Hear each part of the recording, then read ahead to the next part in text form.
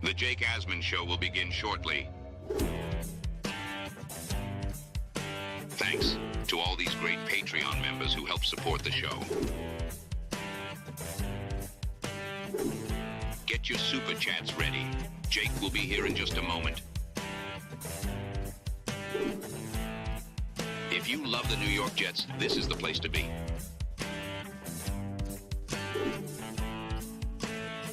And now, the Jake Asman Show. Death, taxes, and the Jets losing football games. How many times have we said that? Today was no different. Let's talk about it. Post-game show right now. Please subscribe and hit the like button below. Super Chat, baby. Cut the line. Now it's time to talk all things New York Jets. It's the Jake Asman Show. The Jets lose, but by now you know that. Appreciate everyone tuning into the show a little bit later than normal because I just got done with 4 hours of radio on ESPN New York talking about our disastrous football team. So let's spend some more time right now on YouTube doing the exact same thing. First things first, hit the like button and subscribe to the channel. It's only the diehards who are still tuned in at this point, and I really appreciate each and every one of you. Jets lose in overtime, 32-26, and you're not surprised. I'm not surprised. Any Jet fan is not surprised. Here's the thing. The Jets are the Vince Lombardi Packers at losing, at finding ways to lose. When this game was tied 23-23, they weren't going to win. When the Jets took the lead late, 26-23, they weren't going to win because this is what they do. They find ways to lose. And I don't think there's a better example of this than how they lost today. Davante Adams not understanding the situation, not knowing to stay in bounds with 1 minute and 2 seconds to go. They could have bled the clock. Now, maybe they still lose anyway. Miami has just enough time to get in field goal range and they force overtime and lose and the same thing happens. But that's just a bad team finding a way to lose. And Davante should know better, but is he being coached to do the right thing? Jeff Ulbrich afterwards says he is, but I'm not buying it. And if they are coaching him to do the right thing, the message is not being well received. How about the Jets not kicking the ball out of the end zone that allowed the big kickoff return of 50 yards in the first place? Are they being coached to do that? They claim that they said, hey, Carlson, kick it out of the end zone, and he didn't do it. I mean, this is just a bad football team. That's the bottom line. The Jets are a bad football team. That's why they're 3-10, and that is why, for now the 14th straight season officially, they're missing the playoffs. It's the 5th loss this season the Jets have had after they held a lead in the fourth quarter. It's their most in a single season ever. This is a football team that is so poorly coached, it's insulting to even say that there's high school level coaching on this team. This is like Pop Warner coaching, middle school football coaching. That might even be generous. This team is so bad. It's so frustrating, but they're not bad because of a talent issue. They're bad because of a coaching issue. And once again, all you need to know are some of these numbers that I will present right now for you. 9 of the Jets' 13 games this year have been one-possession results. They're 2-7 in those games. This franchise has not won a game on a Sunday since week 2. That was the Titans game. They're 0-7 in games decided by 6 or less. They're a bad team. The offense, for the most part, played well today. This is not the show to bash Aaron Rodgers and say he's the worst thing to ever happen to the Jets and make him the blame of everything. That's not what happened today. He played well. He threw for over 300 yards. They moved the ball offensively. He played well enough to certainly win this game. And they still lost. And this is another one of those games. Today, the Colt game, the second Patriot game, where if this defense was anywhere close to what they've been, they win all these games. If this coaching staff was not the worst I've ever seen the Jets have, they win all those games. If Joe Douglas got off his fat ass and got a real kicker like this guy Carlson, they would have a couple more wins right now. Instead of letting Greg Zuerlein sink the entire season before it was too late. I mean, this has been the worst year of Jet football ever. And it's not because they're bad because they don't have good players. They do have good players. Garrett Wilson's a hell of a football player. Olu Fashion, a hell of a football player. Joe Tippmann's a hell of a football player. Breece Hall is a hell of a football player. I can keep going, but you get the point. There's talent here, man. But they're so poorly coached. No one's surprised they lost today. How could you be? You knew when Miami won the coin toss, that was it. The Jet defense hasn't been able to get a big stop all year. Any sign of adversity, they crumble. Any opportunity they've had to win the game, close out the game like they've done in the past, they can't do it. Because this team is as poorly coached as any Jet team I've ever seen. And let's also remember why Devontae Adams was in the situation he was in, where he made the boneheaded decision to go out of bounds. The Jets got to the Dolphin 27-yard line and then proceeded to lose 5 yards on a run and 6 yards on a sack, which set up the 3rd and 21. Why aren't they running the ball? Why did it take till today to run the ball in the red zone? That was a nice run by Isaiah Davis. Would be nice to see that more often. But if you're watching this game today and you're making this about Aaron Rodgers, find a different show, man. Too often we blame the quarterback for everything. That was not the case today. You're blaming Rodgers. I don't know what to tell you. The coaching on this team is so bad, man. I just said this on the radio 10 minutes ago. The entire building needs to be fumigated. Every coach has got to go. They have too much losing on them. They need to fumigate the entire building. You cannot tell me with proper coaching, this team is not at least, at the bare minimum, 7-6 right now. Bare minimum. I mean, there's been 2 games this year the Jets have been blown out. Week 1 and the Arizona game. Every other game, they've had a chance to win, including Pittsburgh, where the final score is deceiving. They led at halftime in that game. 5th loss this year, having a lead in the 4th, and they lose. There has never been more of an emphasis on this franchise needing to get the coaching hire right than where they are right now. They have lost games this year in ways that you couldn't even fathom losing. Some weeks it's been the offense. Some weeks it's been the defense. Some weeks it's been the special teams. Ultimately, they keep losing because they are a horribly coached football team. That's where it all starts. They were poorly coached with Robert Saleh. They don't have a coach with Jeff Ulbrich. He has done such a bad job that I thought, hey, he'll probably get a DC job somewhere. No, he's not. Give Robert Saleh all the credit for the defense. What has Jeff Ulbrich done now? Jeff Ulbrich will be a linebackers coach somewhere. They all got to go. It is infuriating. And I'm not going to sit here and scream and yell like I normally would if this game mattered, but it's still just annoying. I'm not rooting for the Jets to lose. I would have liked to have basically ended Miami's season, and they're not any good anyway. If your takeaway from this game is Miami's figured something out, did you watch the same game? I mean, you talk about the Jets once again just handing another game away. It was this one. It was last week against Seattle. It was the Colt game, the second Patriot game. I mean, even the Bill game, they had that game won with better kicking. And if Tyron Smith doesn't commit a damn holding penalty, that wiped away a game-leading touchdown in the 4th quarter. All these games, man. Just the stupid mistakes, the drops, the penalties. Every week they do something and you just, if you don't laugh, you'll cry. It is unreal how poorly coached this football team actually is. And there has never been more of a need for this owner to get it right with these hires than there is right now. You can't tell me if Mike Vrabel's the Jet coach this year, they don't have 3 or 4 more wins. You can't. I'm not buying it. And I don't care who the quarterback is next year, whether Rodgers is here or it's Tyrod or it's Jameis Winston and a rookie behind, whatever. There's going to be talent on next year's team. And the quarterback is not the problem in a game like today. Has he been the problem in some other games? Sure. But it's never just on one guy in most scenarios. Last year, I think, is the exception. If anyone who watched Zach Wilson and Tim Boyle try to play the position. But last year's team was better coached. They were.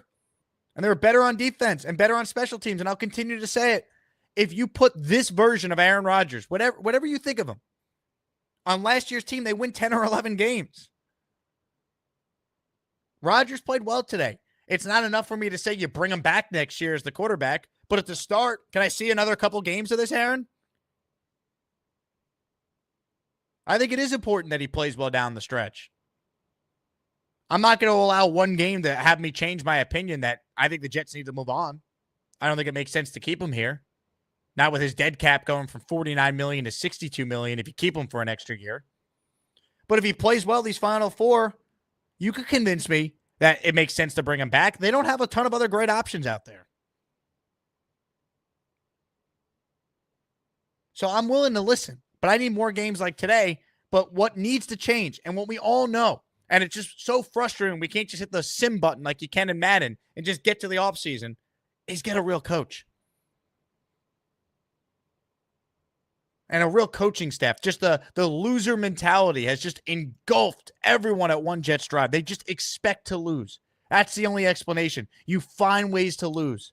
No team finds ways to lose better than the New York Jets. Rodgers played well today. You saw Garrett and Devontae make plays. Isaiah Davis, he made some really nice plays as a receiver and a runner. The O-line held up for the most part in protection. But the defense and the situational awareness, the game management by this coaching staff, oh my God. I mean, the Dolphins are the most mediocre football team you'll see, and the Jets somehow blew this game. You're not surprised, but it's just, wow, they did it again. They did it again.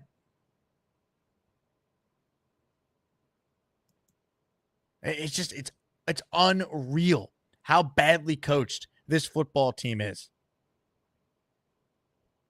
And look, I don't know who the next head coach is going to be, but if they don't get it right, this doesn't change. The only reason why this has changed across the league for some other woebegone franchises is because they got their hires correct. Detroit being the best example. But there's plenty of other teams that have turned it around because they got the coaching hire right.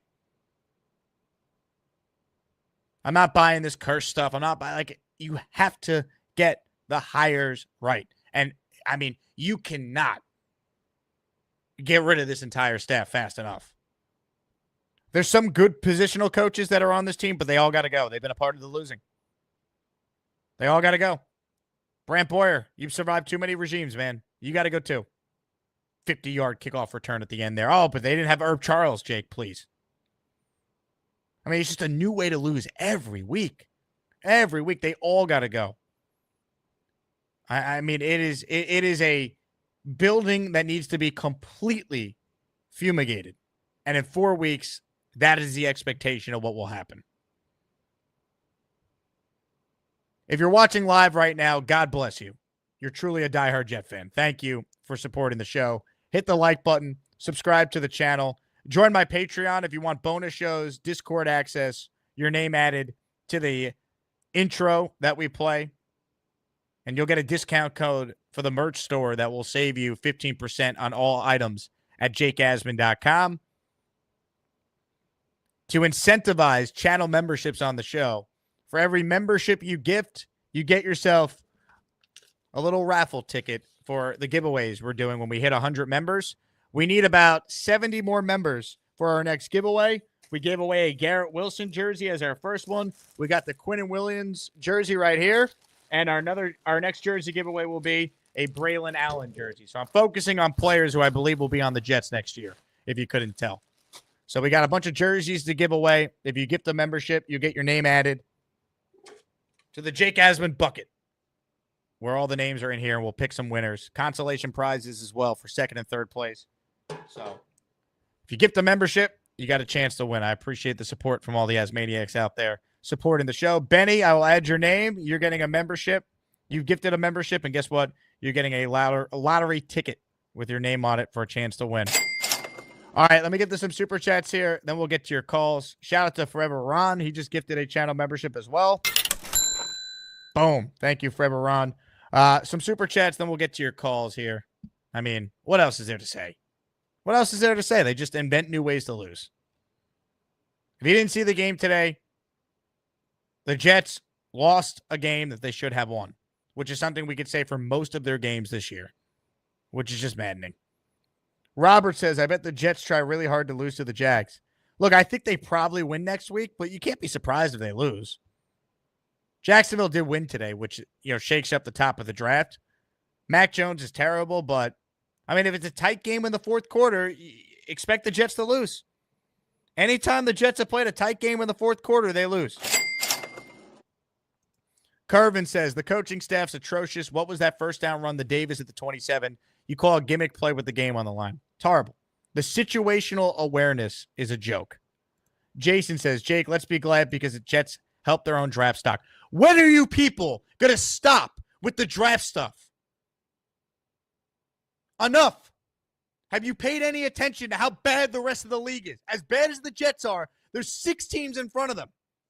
6. They're not finishing with the first or second pick in the draft. They're not. Save this, and I hope I'm wrong. If that's how it plays out, great. Oh, it helps with the draft stuff. The draft pick stuff doesn't mean anything. Who's making the picks? You don't even know. Which GM's in charge? Enough of the losing for a draft pick. You have no idea who's even coming out, which quarterbacks even make sense, if they're even going to go with a quarterback, or which player they could get. Haven't you learned from the Trevor Lawrence here? I'm so tired of rooting for draft picks. I wanted to stick it to the Miami Dolphins today. It doesn't hurt as much because I guess their draft pick remains high. But I'm not going to sit here and be like, let's be glad the Jets lost today. I'm not glad they lost to Miami. That team is not any good. I wanted to beat them. Be glad. Be glad, Jason. The only thing I'm glad is I never have to read your super chat again. Big fella. I've been in the building for every win this season. That's pathetic. I've been in the building for 2 of them. They were both on Thursday night. Snake writes, and I call better plays on my couch. Honestly, fan appreciation day. Last game of the season against the Miami Dolphins. Let fans call the plays. That's what I would do. C, $10 super chat. Let's go, baby. Can't even enjoy Rodgers putting up 300 plus. Him, Garrett Wilson, DA, and the O-line lit it up. The season's torture. However, if I'm a head coaching candidate, you could see there are legit building blocks here. Just need a leader. There are legit building blocks here. I would caution with the offense lit it up, though. They scored 26 points. All right? They settled for a field goal 4 times.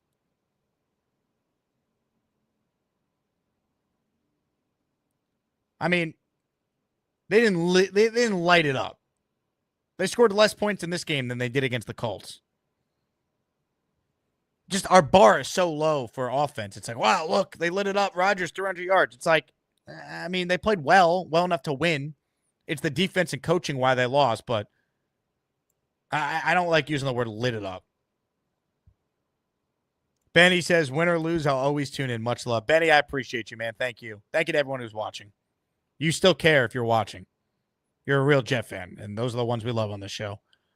AZ says, new rock bottom, we got to hit on the coach. I mean, that's it, man. I mean, I'm going to sound like a broken record the next 4 weeks, but each of these games, you see it. You see the glaring issue, the number one issue that this team has. It's coaching. If Mike Tomlin's coaching the Jets, they're in the playoffs this year. If Andy Reid is coaching the Jets, they're in the playoffs. Sean McVay's coaching the Jets, they're in the playoffs. You got to get the coaching hire right. Frank with a $20 super chat. Frank, thank you, my man. I'm making a new rule as well. For every $20 or more super chat, you'll get 5 entries in for the giveaways as well for our Jake Asman season of giving. So I'll keep a track of all this, and we'll get you some lottery tickets with your name on it, Frank. I appreciate you. 5 tickets for Frank. Don't need to see 4 more games to be convinced. He clearly has good football left in him. And I know that's based on his health, but no surprise, the offense looks best it's been since Olu started. Bring him back with a coach, draft a defensive tackle next to Quinnen. I get it, but with Rodgers, it's not just about you bring him back. It's the salary cap ramifications. It's does a new coach and GM want to have Rodgers for a year and then pivot after that? At Rodgers, it comes with a lot. The way he's covered, the attention. There might be a regime that comes in that just wants to start over. However, I will say this. If they decide they want to bring Rodgers back, I'm okay with that because that would tell me he probably played well these last 4 games. He played well today. And if they bring Rodgers back with the plan of, hey, we're going to run a modern offense and Aaron's on board, great. If he's not on board, he won't be here. And he came out last week or 2 weeks ago, said he would definitely learn a new system. It wouldn't be, the end-all, be-all. Like, oh, Hackett and Downing got to be here or I'm not. Like, I think Rodgers knows he doesn't have a ton of options. So if they hire Mike Vrabel and Mike Vrabel's like, I'll bring Aaron back for a year and we're going to draft a quarterback that's going to sit, you could sign me up for that. I mean, Rodgers has played for the most part, he's played like a bridge quarterback this year. He has. Does that mean you bring him back? I'm not going to base it off just one game today. He had been awful the last 3 weeks. Let's not forget that. He hadn't gone over 200 passing yards in 3 straight games until today. Let's see if he maybe turned the corner now that he's healthy and could stack together several good games in a row. And then I'm open to changing my mind. I am. I would prefer Aaron to be here in a perfect world. They structured the contract for him to be here next year. That's why his cap hit is only $23 million. It's his dead cap that goes to $49 million if they cut him. But if they keep him another year, then it's $60-something million the year after. And if you spread it out over 2 years, it's still $40 million against the cap in 2027. Why would I do that? Well, you do that if Rodgers plays really well down the stretch, and then you can argue it. We're not there right now, though. Mickey, super chat, cuts the line. Coaching staff is historically bad, Saleh included. Carlson kicked every kickoff out of the end zone. Besides that one, it was a coaching decision. Coaching has kept the team out of the playoffs 3 years in a row. Now, last year, Joe Douglas, sitting on his fat behind, kept the Jets out of the playoffs because he didn't get Robert Saleh a real backup. Let's be fair. Coaching this year is an abomination, though, Mickey. I'm with you. 2 years ago, Mike White getting hurt kept him out of the playoffs. That's what kept him out of the playoffs. Having to go back to Zach Wilson to lose the Lions and Jaguars games that year. And then by the time Mike White came back to play the Seattle game, he clearly wasn't healthy. He was shot. Robert says, not one sack on Tua. That's the most annoying thing. Forget not one sack on Tua. They didn't have a quarterback hit on the guy. Not one quarterback hit on the guy. He threw 40-something times. Tua threw 47 times. They didn't touch him. By the way, has anyone cost themselves more money than Hassan Reddick? What a dope that guy is. I know he made a nice play on the 3rd and 1. But, I mean, you don't even know the guy's out there. Some move that was by Joe Douglas. Islip Jet fan in the house. F the draft right now, Jake. You play to win the game. I'm with you, Islip Jet fan. I'm with you. Good to meet you yesterday at the Islander game. Jeffrey R. has gifted 5 channel memberships. Oh, baby. At least we got some memberships for the people. Here we go. Show me the money. Show me the money! Money. Hear your name called. Not only are you a channel member, but Jeffrey R. is going to get 5 raffle tickets for our next giveaway here. Let me get to the names here. Here we go. David Ayala, Finnegan's Flight Crew, CCAP, Joe Galino, and Semi all receiving memberships. But wait, there is more. Remember, for every membership gifted, you get a raffle ticket. We got another 5 spot of members from LA. LA, welcome aboard. Money.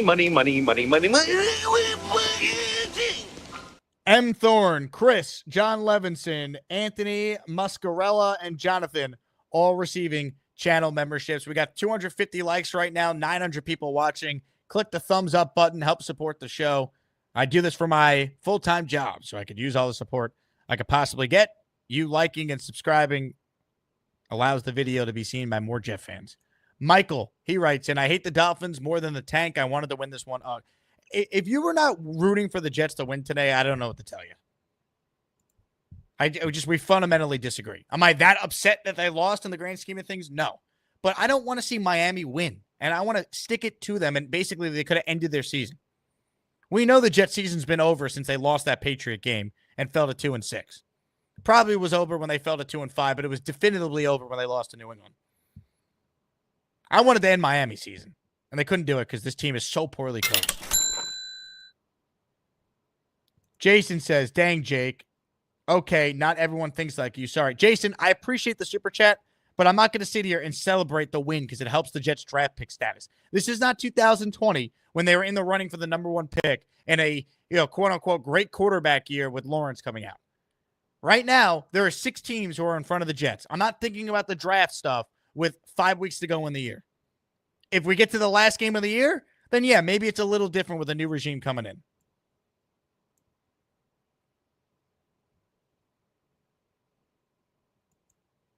But F the Dolphins, man. I'm not rooting for them ever.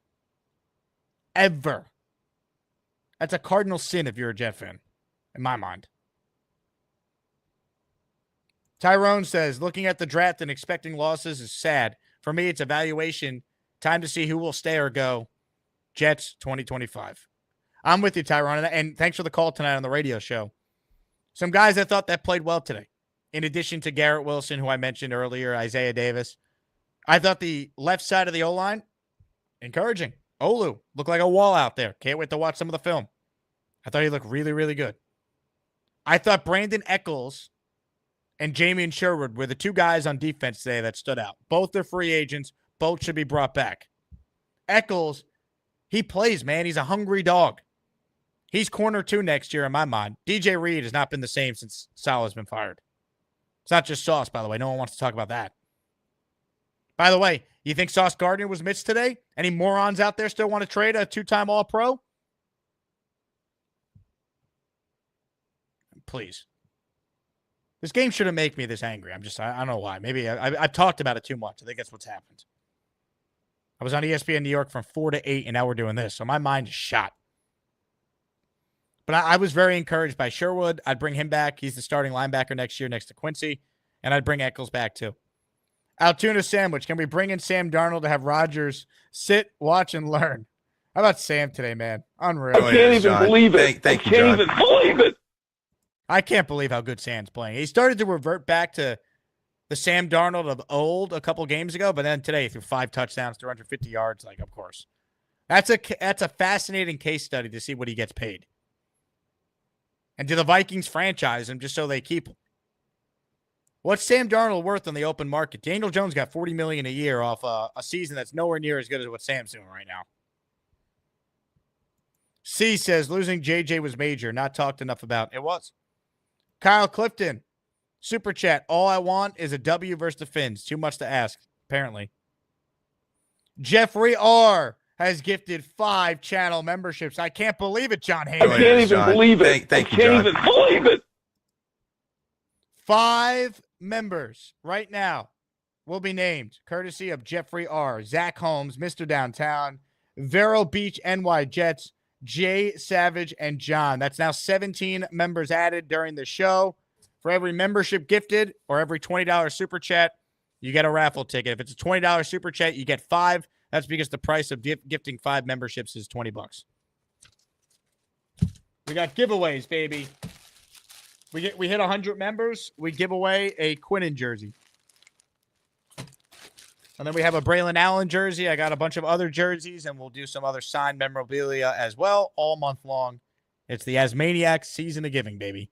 Kevin, super chat. Jets fans, what has high draft picks done to help this team in the last 14 years? Enough of losing for the likes of Zach Wilson or another lotto pick. It doesn't mean anything, man. It'd be different if it was 2020 when everyone was gone and you had a chance to get Trevor Lawrence. It was different. Right now, you look at the Tankathon standings, the Jets are nowhere near the top. It's going to take a lot for them to even get there. I'm not rooting for it. I'm rooting for wins, and if they lose, I'll deal with it. But this team's 3-10 right now, and look how bad the rest of the league is in front of them. Yet, you'd think the Jets are the worst team ever, based on how the media covers them. No one says a peep about Cleveland or Jacksonville or Vegas. You know, the Jets, when they're bad, they're always the story somehow. That's why you got to hire the right people, because it's loud here. It's hard here. You deal with things that you don't deal with in Seattle or Houston or Jacksonville. No one cares. Texans went through 3 coaches in 3 years. Nobody cared. Imagine the Jets pulled that. Look where the Jets are in the Tankathon standings. 7. I'm not worried about draft picks right now. I'm worried about who's going to be here next year and who is Woody Johnson hiring. Try and fix this BS.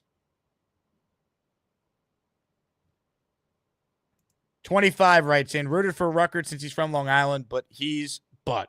Look, Jeremy Ruckert's had a bad year. I thought he played much better.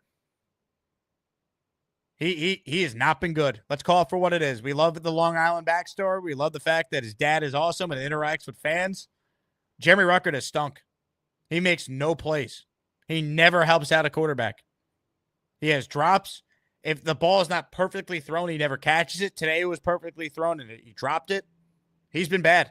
You can't defend it. The Jets need to basically start over at tight end next year because Tyler Conklin's a free agent. Maybe they bring him back on a 1-year deal, but I'm looking to draft the tight end in the 2nd or 3rd round this year. If there's someone they like. That kid from Penn State, watching him last night, Warren, I'm in on him if he's there. Andrew Kemp writes in, could be a neighbor's Olu type of game. Fan of Olu, by the way. I mean, Olu played really well. Olu played very well today. Tippmann played well. AVT played well. The offense did its thing. They weren't perfect. There were drops, penalties. They only scored 26 points, settled for too many field goals, but they played well. This was on the defense and coaching today. Dante, in on the membership parade. He's gifted 5 channel memberships. It's the Asmaniac membership raffle. For every membership gifted, you receive 1 ticket entered in the raffle to win epic prizes. Here we go. Grinch Mob, Jet for Life, JC Winkler, Aswin, Nigerian, Andrew Calderon, all receiving channel memberships. Congrats to the new members. Congrats to Dante. You got 5 raffle tickets coming your way for the chance to get the Quinnen jersey. 2nd and 3rd place will get any item they want from the merch store to King Lowski, Luppy, and Bo. All your items have been sent out. Lowski, your Wilson jersey is being mailed. And then the items from the merch store for Luppy and Bo, ordered them yesterday. Good to go. We'll be there in probably 7 to 10 days at the most. C with a $20 super chat. You know what this means? 5 entries in the raffle. C, you are the man. I appreciate the support. We will take care of that after the show. Alien with a $10 super chat. I agree, Jake. Seeing Jet fans essentially sell their soul for a Dolphins win just for a draft position was as pathetic as it gets. We still might have a shot to end the Dolphins season in Week 18. Look, I'll tell you what. The Dolphins are going to be done by then. They're not any good. This was the chance to do it, and they blew it. That game will mean nothing for them. And the Jets might win that game because Miami's afraid of the cold. And that game will mean nothing for them. Miami stinks. I'm sorry. If your takeaway from this game was Miami somehow good, I don't know. I mean, maybe you're drinking the Dolphin Kool-Aid or something. They're not any good. Every time I watch Tua, I'm very rarely impressed. I think he's so average and is boosted up by the players he has around him.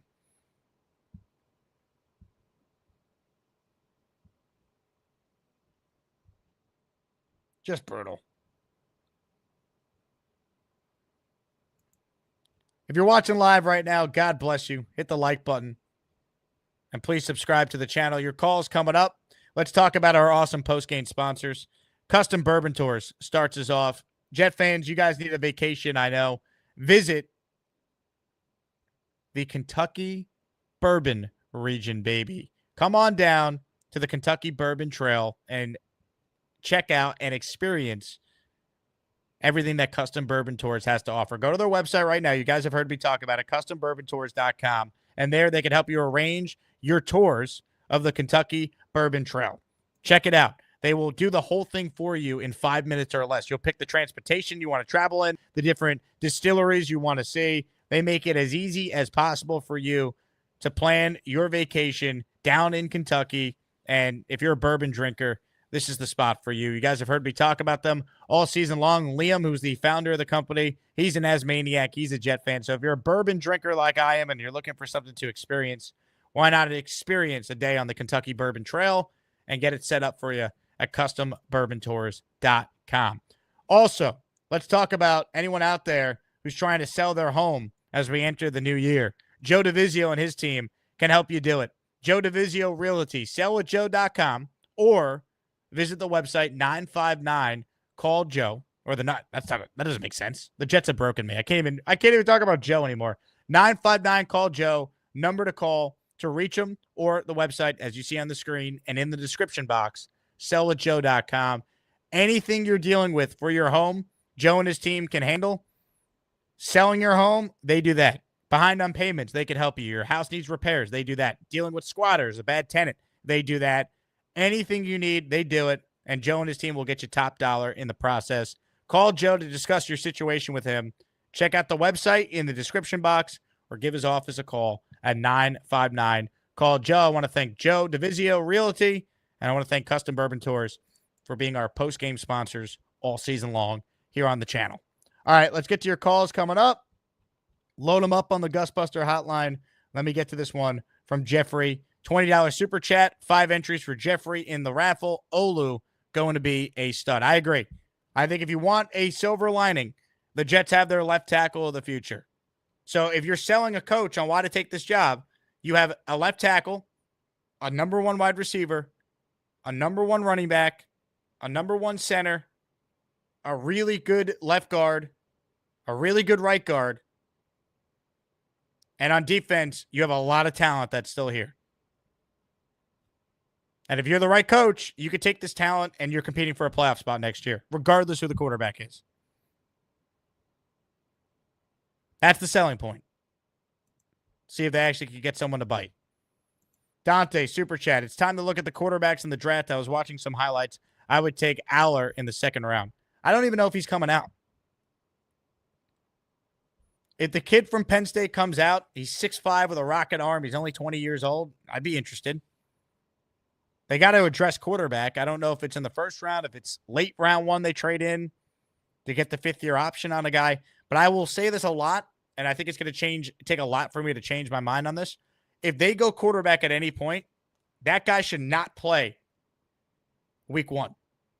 Probably shouldn't play most of the year, if at all. I truly want to redshirt and sit a QB. They have not done this since Pennington with anyone they've taken very high. I would like to see them do it. Oscar the Grouch, gifted 1 channel membership, baby. If you hear your name called, Oscar just gifted you a channel membership. Let's see. It went to listener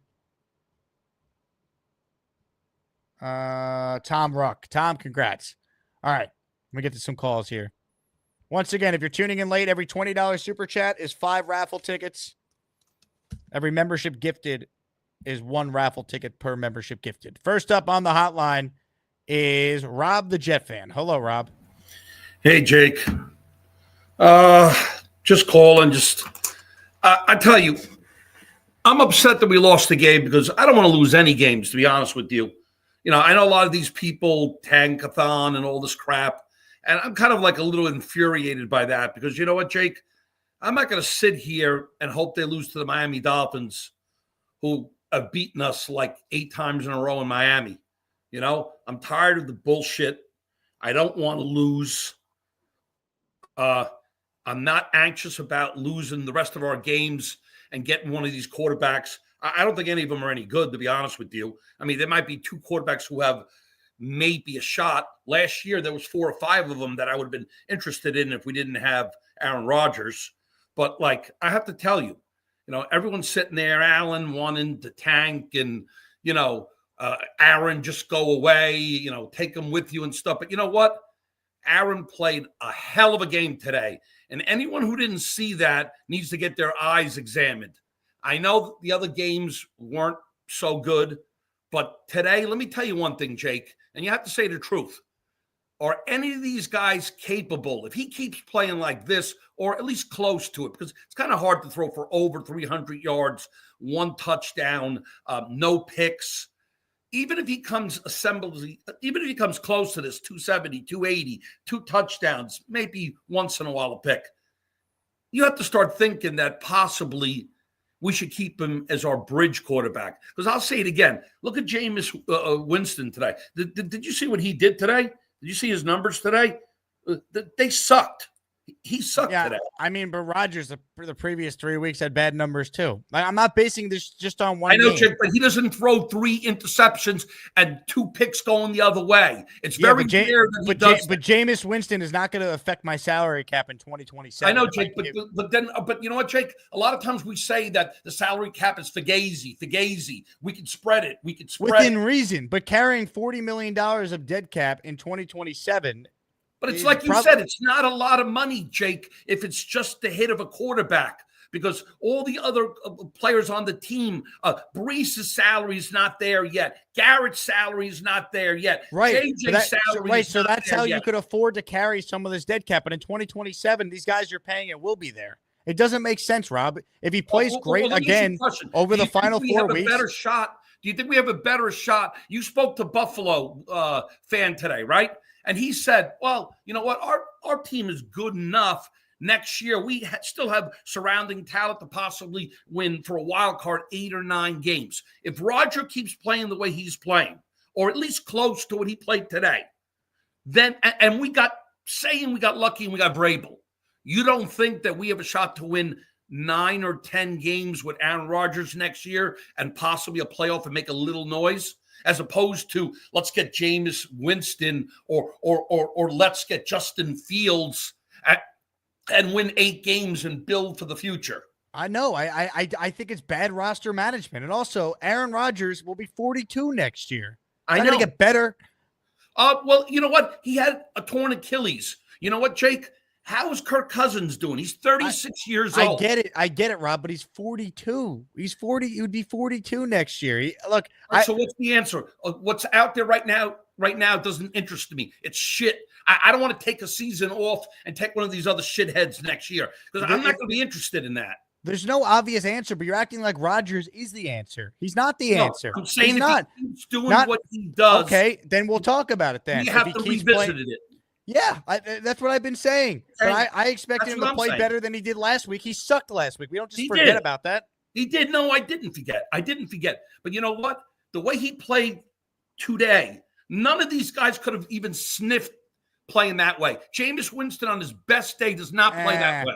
I don't know about that. I think 4 Rodgers touchdowns, 3 interceptions. No, I won't take that. I'm not interested in that. Rob, he played a good game today, but can we not act like Aaron Rodgers was sensational today? He was fine. He was good. He was very good. He was very.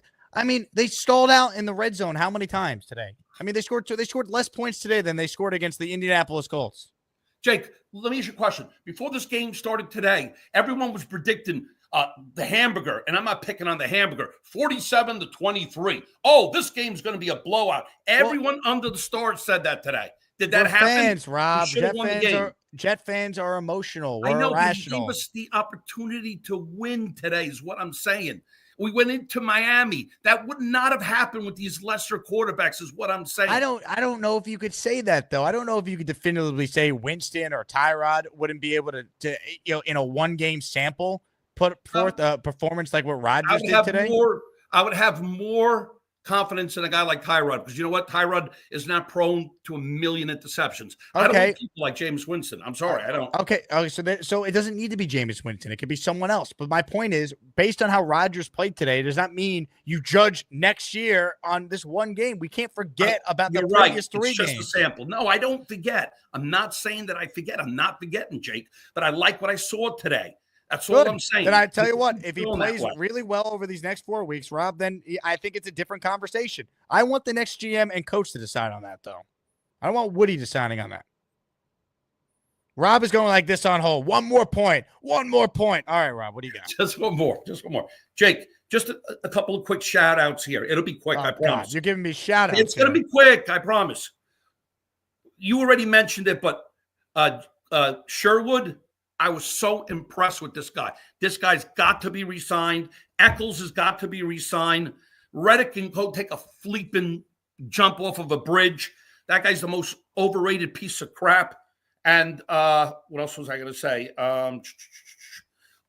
Trent Green, I don't know if you heard him. You know what he said? Olu has arrived. Olu has arrived. I love that, buddy. If this is our left tackle, take that, Gary. Shove Bowers up your ass, buddy. I'd rather have a dominating left tackle. Give me the big screen, Jake. 1 minute, buddy. 1 minute. Bowers. I'd rather have a left tackle for the next 10 years. Gary, call in. Allen, call in. Talk about that. Thank you, Jake. Hold on there, Rob. Hold on. Ladies and gentlemen, sports fans of all ages, welcome to the event of the year, the moment you've all been waiting for. This is the Asmaniac Rumble. Hey, Rob. You cannot have a cap hit of $63 million in 2026 for a guy who's not going to be here. I'm sorry. This is what I worried about today. Okay. I worried about knee-jerk reactions. Wait a minute. Let's play what you said. So what are you okay with next year? Who's our What am I okay with? You got to start new. They're 3-10. You cannot. Okay, wait a minute. I'm asking you a question. Again, I would have Tyrod be the starting quarterback next year. Okay. Yes. And who's backing him up? Because this guy usually. I don't care who's backing up. All I know is I'm not bringing Aaron Rodgers back to the team next year. Okay, then who are we drafting? Who's our future quarterback? I don't even know who our future quarterback is because I'm looking at next year. Hold on. We have so much dead cap next year with guys who are not going to be on the roster. Rob, this is what I worried about by guys like you and Neil. Knee-jerk reaction. You can't have a $63 million hit on a guy who's not going to be here. Everyone said Bo Nix was going to suck. He's a piece of shit. But that's an aberration. You cannot think that's going to happen all the time.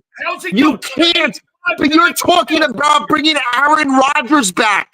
He can't come back. $80 million hit, dead cap hit, Denver. And guess what? But you know what? They hit the lottery because they have competent coaching. Who do we have? We don't know who our coach is going to be. You can't think we could do this. First of all, there isn't a quarterback out there like a Bo Nix who played 6 years of college football. If we get Vrabel and Aaron Rodgers, the next 5 games balls out, yes. Oh, my God. Again, they beat a shitty Dolphin defense. They'll beat up on a garbage Jacksonville defense. Wait till he goes to Buffalo in that weather and he takes a bunch of hits. What would you say? Then what would you say? He's not coming back. It's over. It's over. It is over, Rob. Rob, it's over. Rob, you can't bring him back.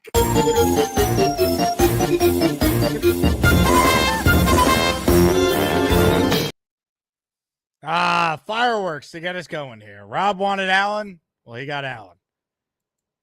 If he plays like he did today 4 more times, it's a different conversation. Because then you could sell yourself on he's healthy, he's got enough left in the tank, get a real coach, and fine. And maybe, depending on who the coach is, Rodgers would be willing to redo his contract to mitigate some of the dead cap. Maybe. But there's too many variables right now. Let's not go crazy off one quality performance by the quarterback. I thought Aaron was good today. Should not be blamed for why they lost. But that doesn't exonerate the other 3 weeks where I thought he was bad. That's what I'm saying.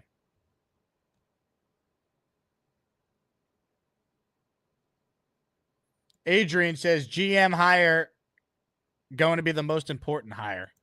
Look, I agree. in the past, this would be the case. Not this time around.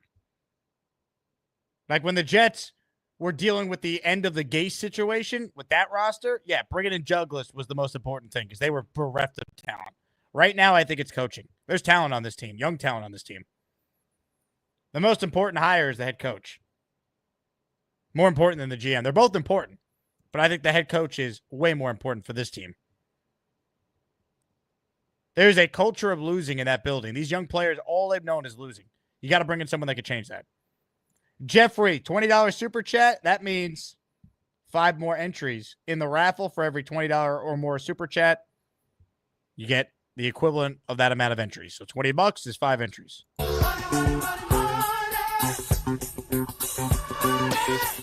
I'm going to be out of raffle tickets by the time we're done with this post-game show right here. I will add all the names to the bucket after the show, and we will do a giveaway probably at some point during one of the shows tomorrow. I've watched Rodgers be trash this year much more than he has been good at all. I wouldn't say he's been trash.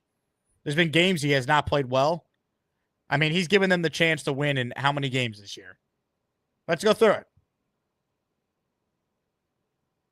Week 1, it's a wash. They got blown out. Whatever. He wasn't even that bad in week 1, but whatever.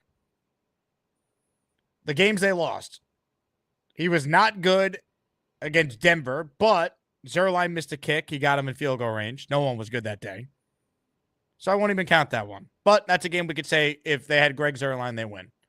Then I'm thinking the Viking game, he wasn't good that day. I was there. After the Viking game, he played well against Buffalo. That's one.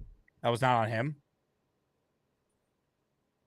Pittsburgh, he threw the pick in that game, but man, the Garrett Wilson drop in the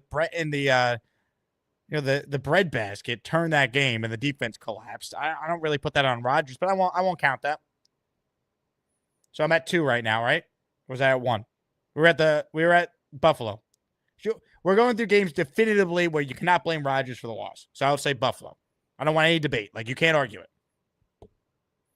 Buffalo, New England. He was bad in the first half against Indianapolis, but they scored more points in that game than any game. So I'm counting Indy, not on him. That's on coaching and defense. I mean, Seattle was on him, but defense also collapsed. And I'll say today. So that's 4. And that's a very conservative, I think, being fair, where you cannot put the blame on Rodgers for how they lost. So that's 4 games. You know, I didn't count Denver, where you could say that's not on him. The O-line was horrendous there. I was being pretty fair. Like, you know, he's not their biggest problem. But that doesn't mean you bring him back necessarily either. That's kind of where I'm at. Rick with a super chat. New GM to make important offseason moves. Yeah, I mean, look, all the big moves are going to be made by a GM who's not hired right now. More of your calls. The big fella's next. Hey, big fella. Hey, buddy. Hey, for Rodgers, one game a season doesn't make, man. You know, he was good today, but like you said, he's shown a lot of inaccuracy previous to this game. So, and also we can't say, oh, well, he'll be healthy next year. Based on what? Yeah. This year he's been banged up. He was banged up his last year in Green Bay. He obviously got hurt 4 plays in last season. Like, you don't get healthier when you're an older quarterback. So if the caveat is, oh, he's got to be healthy, well, how do we know he's going to be healthy next year? He's going to take hits like every quarterback does, and he might not be able to stay healthy again. Yeah, we don't know. Now, Boyer's terrible, but this coach is under the radar of sucking too, and that's Ron Middleton. Rucker, I don't want to see him play again for us, to be honest. He has been awful this season. He's got to go. Middleton, I mean, everybody likes him. You know, he's this, you know, energetic guy. You know, you have the clip of saying if it moves, hit it and stuff like that. Rucker sucks, bro. He's not good. Question, did Reddick play today? Because I didn't see him play. Made one nice play. That was it. I didn't see him play. I mean, I must have missed that. I mean, you realize he has a half a sack on the season? This guy is such a moron. This guy ruined his career. He is so stupid for not taking the deal the Jets apparently offered him when the trade was consummated, or the rework deal they were willing to give him at the beginning of training camp to avoid the whole holdout. I mean, what a joke. It's crazy. I mean, I don't know if Clemens played, but Reddick, I mean, he's supposed to be better than Clemens. And I mean, it's pathetic with him. Now, Corley, where the hell? I mean, they made Corley inactive. I don't want to see Gibson play anymore either. There's a lot of players on this team I don't want to see play again. Yeah, a great point. The fact that Malachi Corley was inactive today and the Jets couldn't wait to tell everyone he was their 4th-rated receiver. And they don't even have a role for the guy when the team is 3-9 entering the game with an interim head coach. What are we doing? Hey, Woody Johnson, you want to be GM? Make sure you have your draft picks activated down the stretch. They should be playing. Yeah, I mean, to me, they're too loyal to Gibson. He's not good either. 2 guys that were good are Sherwood and Eccles. Sherwood had 18 tackles today. 18. He had a great game. I haven't seen a number of tackles like that since David Harris played, to be honest. Sherwood should be brought back, as should Brandon Eccles. They're 2 free agents that should probably be starters on this team next year, regardless of the coaches. I agree. I think Sherwood should be the replacement for CJ. That's what I see. Also, that Adams play at the end, it was a great catch, but if you're a vet in this league, and we've never played in this league, but if you're a vet in that league, you need to know, don't go out of bounds. You have to catch the ball in bounds. You got to bleed that clock. That was the difference. 100%. 100%. And last thing, Jet fans, never be okay with losing. That's a bullshit attitude. You don't want to be that way. All right. I've been a fan of this team for 40 years. Trust me, there's good times and bad times. This is a bad time, but it'll get better. Stop being okay with, trying to get, we need to tank for draft picks. Listen, draft picks are like, everybody says it's a crapshoot, and it is. All right. I'm sure the Chargers didn't think Ryan Leaf was going to be a bust. We didn't think Zach Wilson was going to be a bust. It doesn't matter where you're picking. It matters who you pick.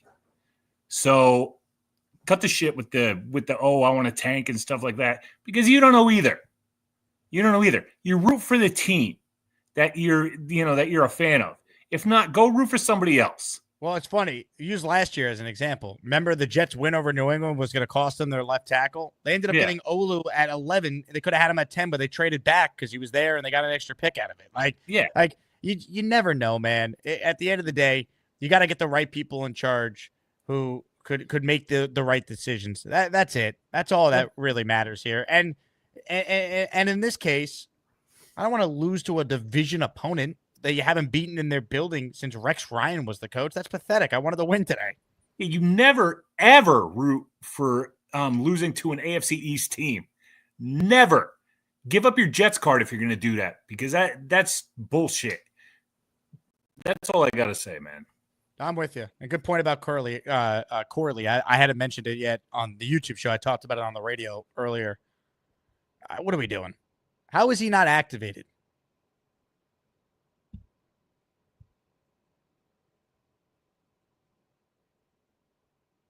It's crazy. Look, if the Jets had a chance at a top 2 pick late in the year, maybe you feel a little differently. But there's 5 games to go entering today. It's just, come on, man. And you know what? The bottom line is we always have this debate every year, unfortunately, because the Jets have been so bad.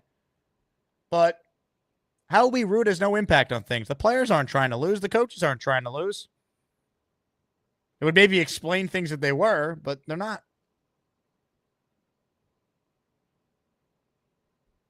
Not going to happen. Ladies and gentlemen, if you're watching live right now, thank you. Hit the like button. Make sure you're subscribed to the channel. Man, doing these post-game shows, it was supposed to be a party this year. The Jets have won 1 game since September 19th. It's just every week. It's just depressing. So I think what we need right now is someone that can maybe lighten the mood, maybe provide a perspective on today's game that we weren't expecting. And I think I know the guy. All right. If you've been watching the show a long time, you are aware of what this guy brings to the table. And ladies and gentlemen, I have filibustered enough. It is time for the Lane Train. Hi, how are you? Bruce Hall That's good. Hello, Hey, Lane. Jake. Hi, Jake. I'm back. Where have you been? My phone got locked. Did you figure out the internet issues you were having, Lane? This is my new phone. Hopefully, it's not going to turn off. So far, so good. I mean, also the camera quality is tremendous. You look very handsome. Yeah. Yeah. So my phone passed on. It was his time. We had a funeral for it. I still have it, though. Jets lost. That's terrible. Did I they knew it was lose? going to happen. Yeah, they lost. No, I mean, they won, but they're eliminated. Wait, the Jets won or they lost?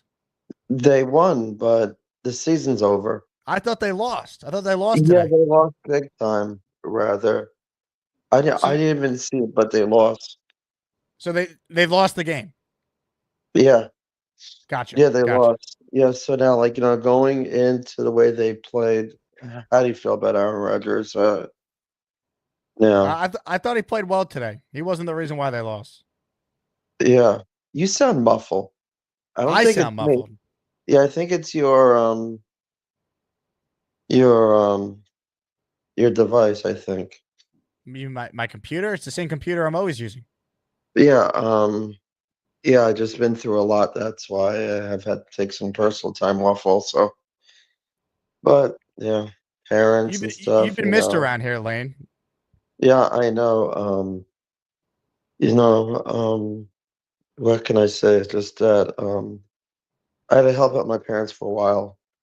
Some personal issues, but I don't want to say. On the other hand, the Mets made trades finally. What'd they do?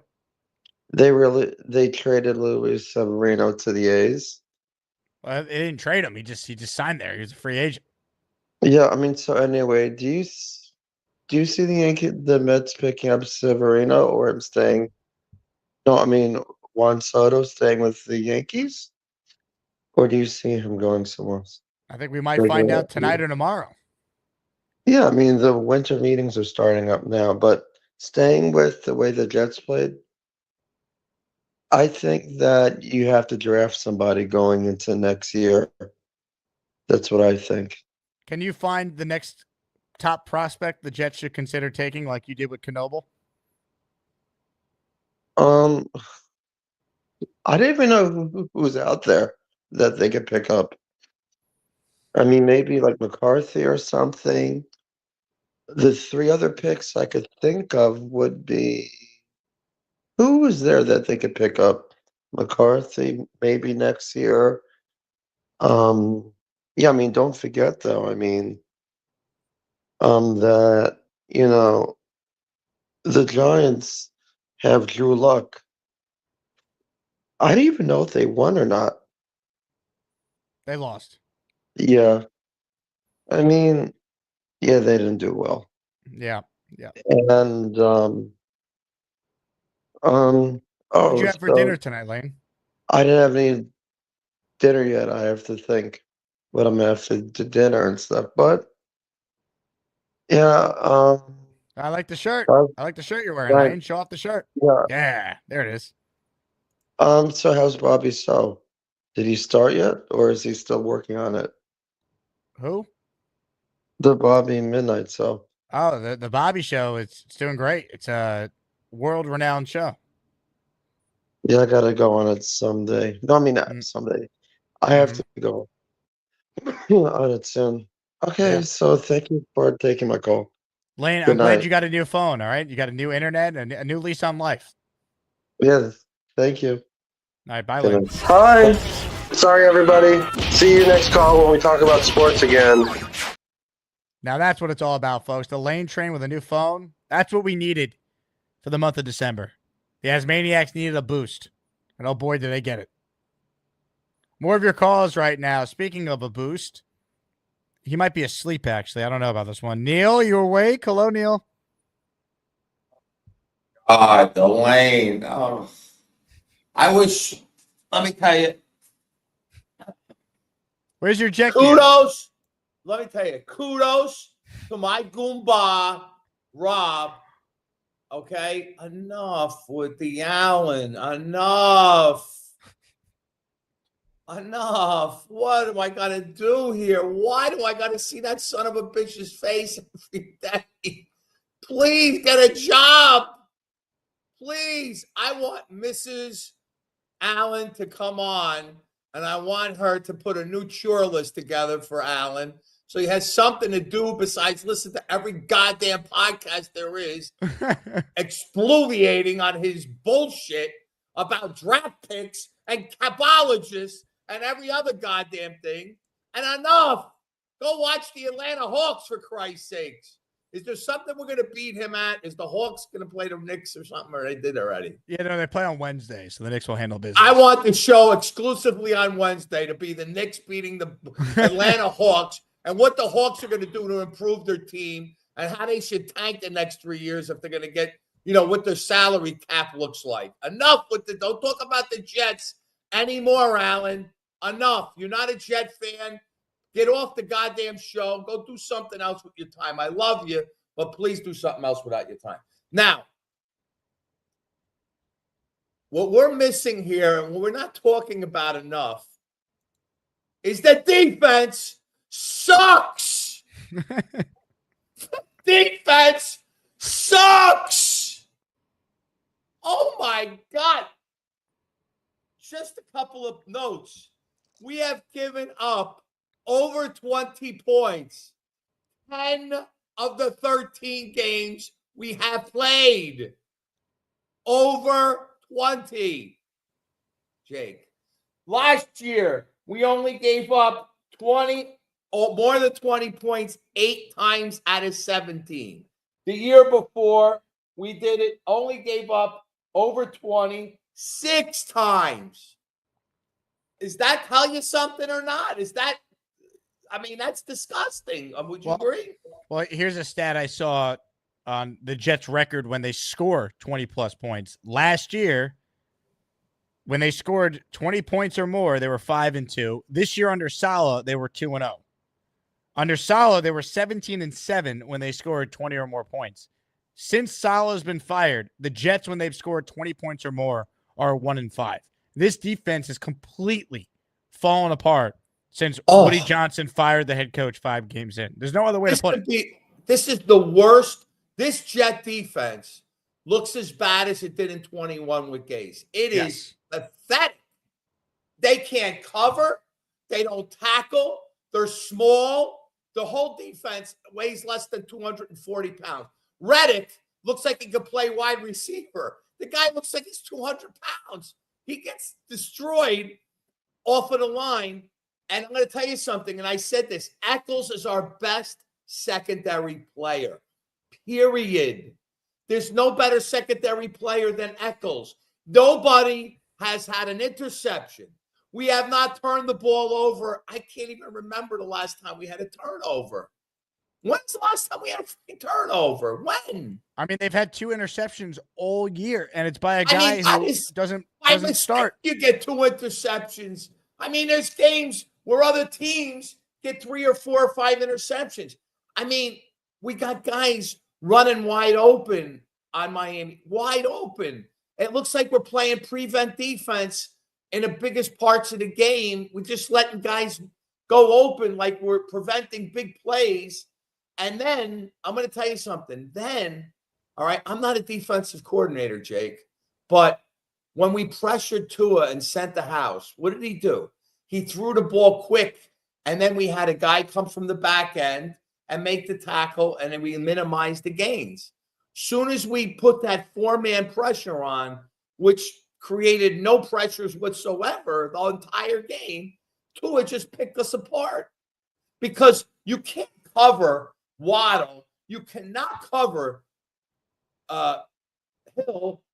If he has 3 or 4 seconds, he's going to run away from you. It's just a fact. I don't care who you cover him. He is uncoverable for when he's more than 5 seconds for him to run on the field. I don't care if 3 guys are on him. He's that fast.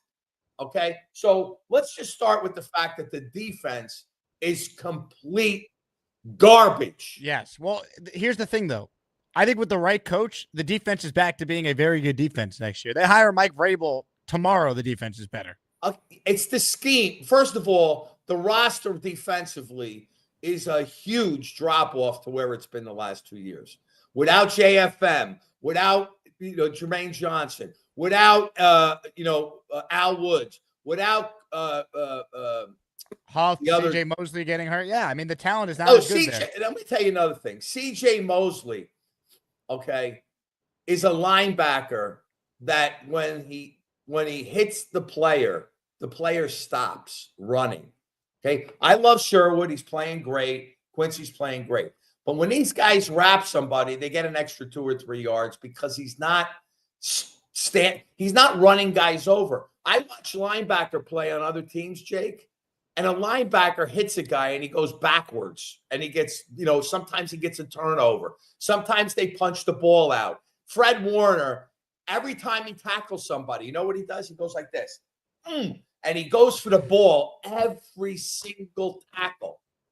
And I don't see any of our guys trying to, punch the ball out or do anything creative. Let me ask you this, Neil. I want to hear your thoughts on Rodgers. You're a Rodgers guy. He played a very good game today. Do we want to give Rodgers a 5-year extension now? How do we feel? Listen, okay. Aaron Rodgers, and I said it, the guy played good today. Hey, listen. He did. Anybody that says that Aaron Rodgers didn't play good enough to win that game is not watching the New York Jets. They're playing with their kids, okay? I watch every goddamn play, all right? And I want to tell you something. Aaron Rodgers is on pace for 27 touchdowns, 10 interceptions, a 94 rating, and 4,000 yards. Terrible. I think we're going to do much better with another bridge quarterback. Are you kidding me or what? And not only that, Jake, the games that he's not playing well, he's injured.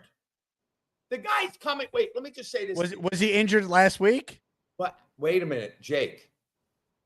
If you're listening to the quarterback study, the announcers, okay, when you come back from an Achilles, it takes 2 years to recover. It's not a 1-year injury. It's a 2-year injury. All right. That's my fear. Okay, because I don't want to hear the bullshit about his age.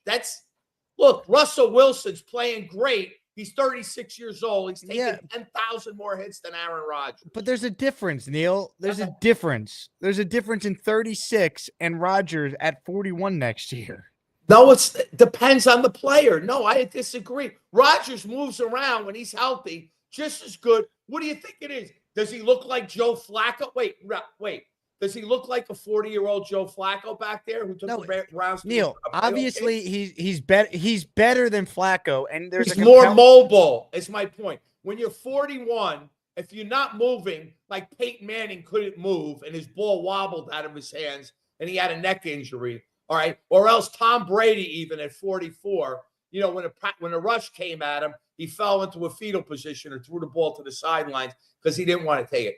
Aaron Rodgers is not there yet. Now, I'm not saying to you he's going to be great, okay? What I'm telling you is this. With proper coaching and leadership and having him manage the game, not be the hero, okay? And getting our offensive line is one bright spot. It's getting better. But it's still not the Minnesota Viking offensive line. It's because they don't have a good O-line Bill offensive line. Excuse me? Because they don't have a good O-line coach. That's part of it too. Okay, look, again, we're going to clean up the coaches. Can we see what he looks like the next 4, though? Okay, I will. But what are our options, Jake? I don't want to hear about the cap in 2026. But a new GM will. We may be speaking Russian in 2026 once they take Ukraine and go into fucking Romania. I don't want to hear about 2026 cap. Because if we get a rookie, what does the $66 million cap mean? We're going to have a zero-cost rookie quarterback, aren't we? Under control. I just don't think. Wait. The $66 million in 2026, you're hemming and hawing about, right? You and Alan. What does that mean at the quarterback position if it's $66 million, right? What does it matter if we have a rookie quarterback under control? It all matters, Neil. It all matters. Look at this year's team. Look at the amount of dead cap they have this year, right? That's part of the reason why, John Franklin Myers is not here. That's part of it. Like you could keep your best players. No. John Franklin Myers, we could have had John Franklin Myers. The only reason we didn't keep him is because we were playing with our dicks when it came to Reddick. Otherwise, we would have had John Franklin Myers still on the team, Jake. And we could have had Clowney, and we could have done something a little different. Neil, all this stuff matters, and Rodgers has not played well enough to justify the future cap ramifications. Now, today he did. And if he puts together a couple more of these games, you let the next GM and coach decide, because they might evaluate the other quarterback options and say it's not great out there. I would agree. But they're 3-10, Neil. They're still 3-10 at the end of the day.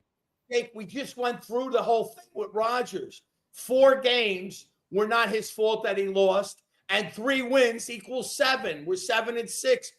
This is historic. Historic bullshit. But that's still not good enough to be a great team. Like, great. I'm not. Hang on. I'm not saying that. I'm saying that if I'm going to invest my time and watch this thing, let me just say this to you where we're headed. Here's the Allen plan. The Allen plan is we tank, go up 3 spots on the draft, whip these shit. Okay, what are we going to get in 3 more picks in the draft? What are we going to have? A genius GM that's going to pick the best player out of the draft and pick them out of the thing? No, it's a crapshoot. Now, we're going to have no Lazard. We're going to have no Devontae Adams. Okay? We're going to have no Aaron Rodgers. And we're going to have a pissed-off Garrett Wilson who can't wait to run out the door because he's going to get double-teamed. And we're going to have Corley as our number 2. Whoop-de-doo-de-doo. No, they're not, Neil. I can't wait for that one. No, they're not. Like Rob said, we're going to have Justin Fields run around a few times. So you think they cut Rodgers and then do nothing? They don't address anything at wide receiver. That's it. They're just done with Rodgers, and that's it. Everything else remains the same. We're forgetting the fact our offense is scoring points. Jake, do you realize what we've watched in the last? Neil, they scored 14 points last week. They scored 14 points. We got games. We scored 0 and 3 last year. We didn't. Okay, if you're comparing Neil, I am with you, and I was the biggest Aaron Rodgers advocate, like out of anyone in media in this town.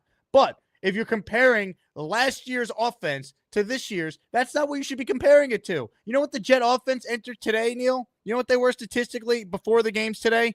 Entering week 14 in total offense, they were 31st. They were 29th in running, 23rd in passing, 26th in scoring. We can't just chalk it up to, Aaron Rodgers has been hurt all year. It's not just that. He's also old, and it's not going to get better necessarily next year either. But here's the point. It is absolutely going to be a train wreck if he's not here. Devontae's not here. How do you know that? Lazard's not here, and they had to say if it's Vince Lombardi. If you have no offense, if we're going to go back to where we were, they don't have an offense this year. They don't have an offense this year with Rodgers. If they get better coaching, guess what? They'll have an offense that is capable. If they're ground and pound with Braylon Allen, Brees, and Isaiah Davis, and this O-line, and a quarterback who could get the ball out to Garrett Wilson, and I don't know, the defense goes back to playing like the top 10 potential they have, and they have a kicker, you don't need to score 30 points every week to be able to win. They'll be able to win games next year with better coaching. It starts with that no matter who the quarterback is. The Steelers every year do it. They don't have great quarterbacks. They have great coaching. Let me conclude this, and this is not without watching the last 4 games, okay?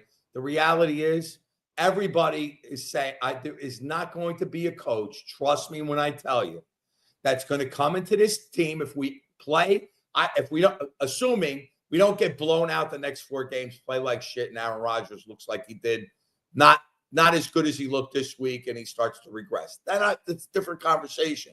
But I don't want to hear about what the ramifications are if we keep him, because that's what a GM's considering. That's what they're going to be talking about. I'm telling you, a coach is not going to want to come here and blow it up.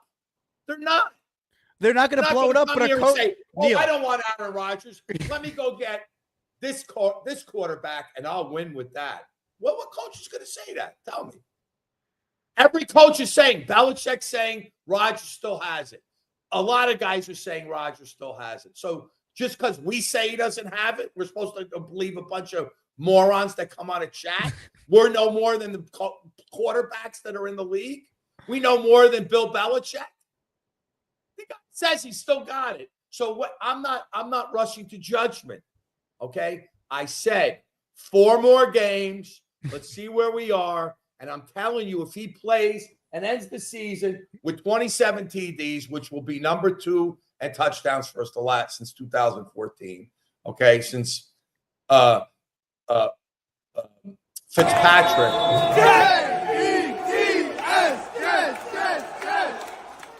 That was an all-timer from Neil. They didn't even win today, and Neil is all. I knew I was setting him up when I asked him about Rodgers. Oh my God, Neil, the team is 3-10, man. He hasn't played that well. He played well today, but we got to be fair. Let's see how it plays. How it plays out here. But like, you got to get younger at the position. And you're saying what coach would come in and say they don't want Rodgers? That's not the question. The coach is going to come in and say, do I want a 41 at the end of next year, 42-year-old quarterback? Do I want that? They're going to remove Aaron Rodgers from the equation and just watch the film. That's what it's going to be based on. And if Vrabel wants Rodgers for a year, okay. I'll defer to what the next regime wants. I also don't know if Rodgers wants to be here next year, too. I know he says he does, but who knows? At the end of the day, the team is still 3-10. They'd be 3-10 with Tyrod Taylor this year, too, Neil. Now, the difference is Tyrod has more of an injury history than even Rodgers at his age. But, like, that's my point. Like, Rodgers has played about like a bridge quarterback would play. I can't justify bringing him back if that's all he's going to be. I would need a new head coach to come in and say, no, he's not just a bridge quarterback. He's still a top 15 quarterback in the league. That's what you're evaluating. It's not, can he be the bridge? Yes, Rodgers can be the bridge quarterback next year. You're not evaluating that, though. You're evaluating, is it worth it if that's your evaluation of Rodgers just as a bridge, and then his dead cap to move off of him now, instead of being $49 million spread out over 2 years, or take your lump sum in 1 year, it's now 60-something million. And even if you were to spread out over 2 years, it's $40 million on your cap in 2027 for a guy who won't be on the team. I don't think he's here next year. I don't. I think a game like today does increase the possibility, but it's one game. He was awful last week, and they lost. They scored 14 points. Didn't score in the second half. Can we not just use one game and jump off a cliff and say, how could they move on? What coach would want to move on? Any coach who watched the film last week would move on, Neil. Any coach who watched the film today would say he could still play. They're not going to base it off just a one-game sample size. It's going to be based on a collection of this thing called a season. That's what it's going to be based on. At least you would think. Assuming the Jets hire the right people.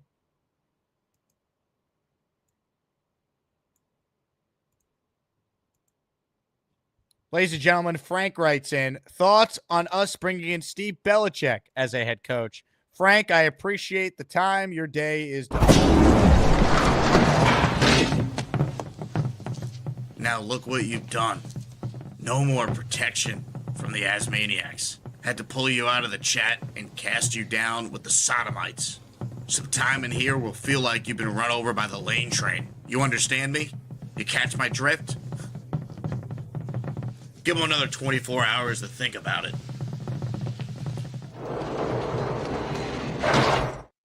Reminder for those tuning in, every $20 super chat is 5 entries in the raffle. Every membership gifted is a ticket in the raffle. We're giving away Quinnen Williams jersey, Braylon Allen jersey, and a bunch of merch from jakeasman.com. It's the season of giving, baby. More of your calls right now. Let's see if we can get an eyewitness perspective on the Jets from David T. What's up, David? David? David? I can't even believe it. I can't even believe it. I can't believe it. I thought David would be ready to roll. Let's say hello to Kyle Clifton now instead. What's up, Kyle? Does every perspective that calls into the show have to be some sort of nutty extremist perspective? Neil, Allen. It's insane. Rodgers is not going to be back here on a $63 million hit next year. If he plays well down the stretch and he wants to stay here, he has to be upfront with us and not dither like he did in Green Bay and say, I want to be here, and here's how I show you I want to be here. both Tay and I want to be here, and we're going to do it as kind of a package deal, and it's going to be team friendly. We want to stay here, and we want to win together. We think we can do it. And I've shown you over the last few games that I still have something left in the tank, and it makes sense for you to bring me back, and the coach is on board with it. If none of those prerequisites are there, he's not here. It's that easy.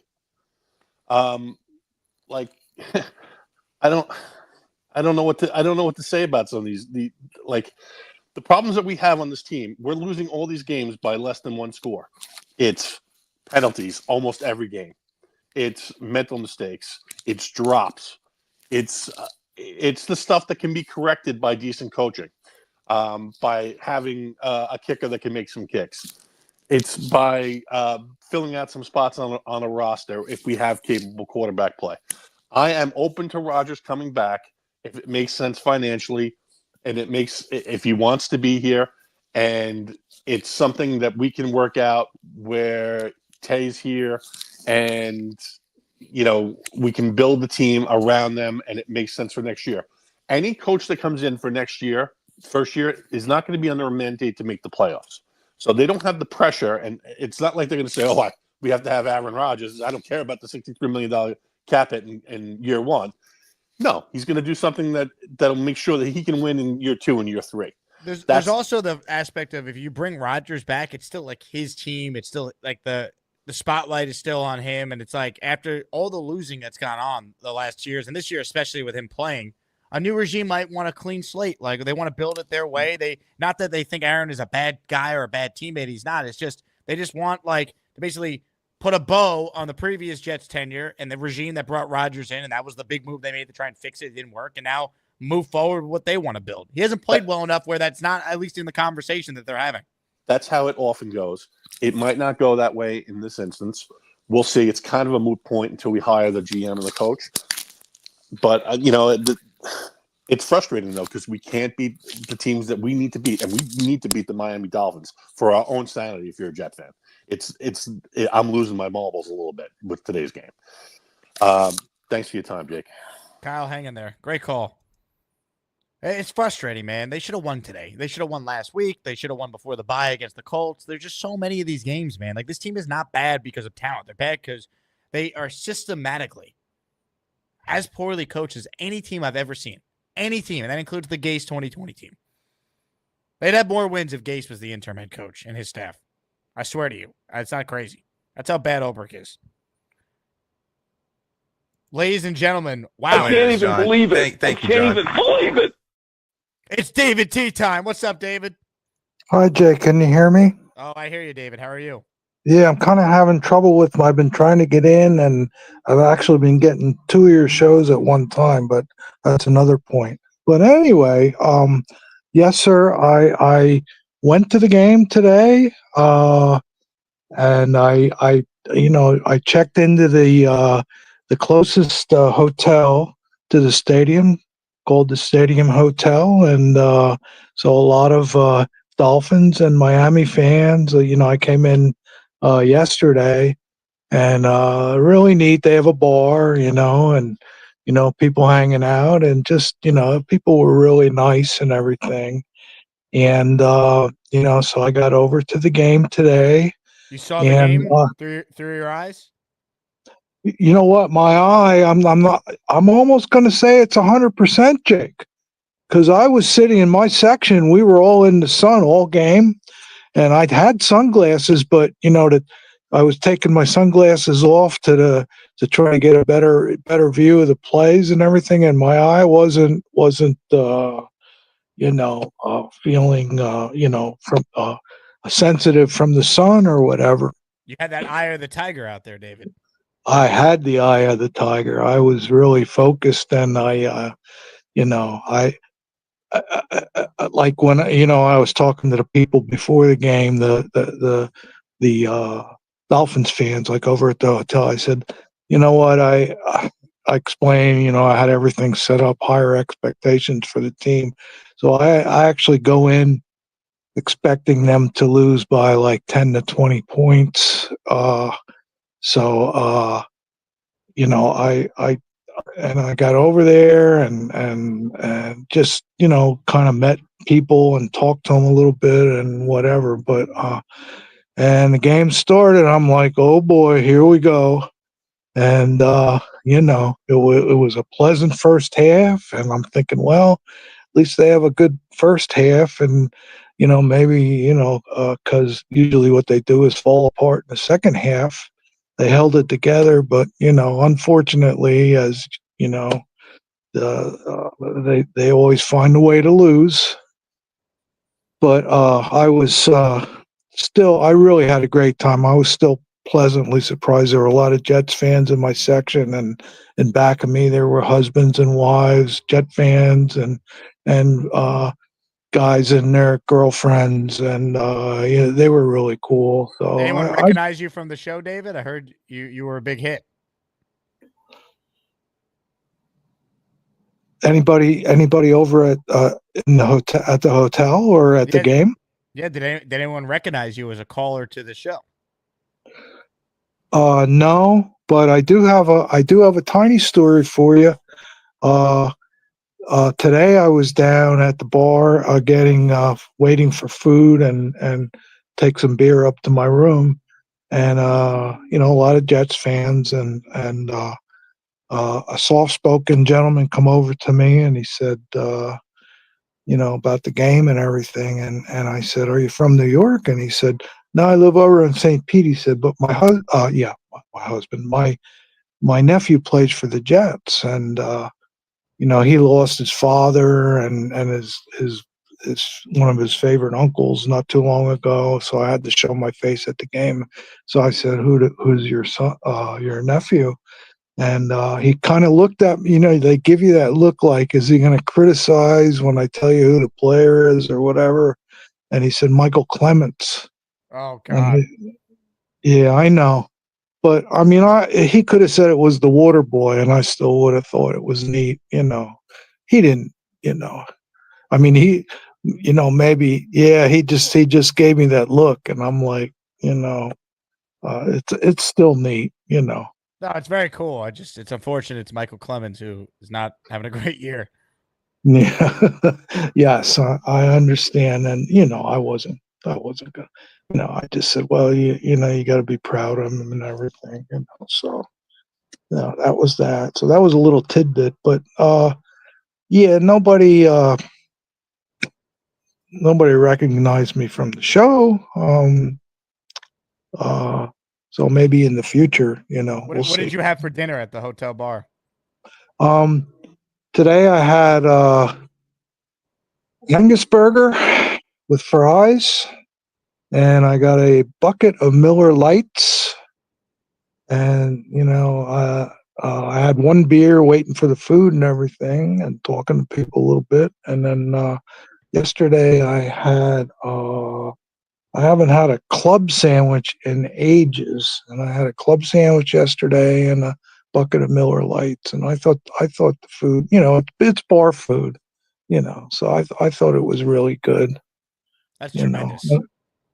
Yeah, and I thought, I come in here yesterday and it was really neat. This is really neat. Whoever they're playing, they have, when I check in, they had a Jets flag, and of course they have the Dolphins flag, and they said, "Oh yeah, whatever team they're playing, we put the flag up," and then they got flags, throughout, and they have a continental breakfast, and there's flags of every team and all that kind of stuff, and it was just really, really neat. I really enjoyed the whole experience.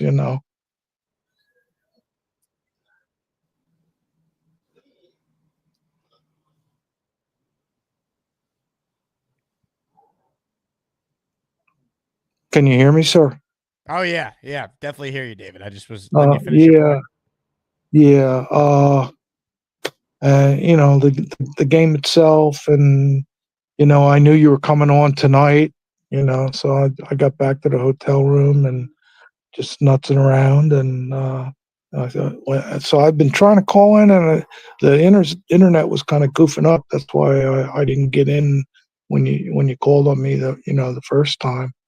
But yeah, and I see so much talent on the team, and like you know, the coaching and details, and you know, it got to the end of the game, and I'm like, you know what, I'm just feeling like they're gonna find a way to lose this game. I wasn't upset, you know, but yeah, and I totally agree with you, experts. The coaching is so important. If they could just get, you know, you say get it right, and man, I just hope. I mean, because they could really they could really turn it around between this year and next year. You know. David, would you go to another Jets game in Miami next year? Yes, sir. I loved everything about it. The hotel and the people, and the stadium was so cool, and you know, all the good stuff like the Ring of Honor, all the great players, and you know, a little bit of history, and so you saw know, a pretty good game through your eyes.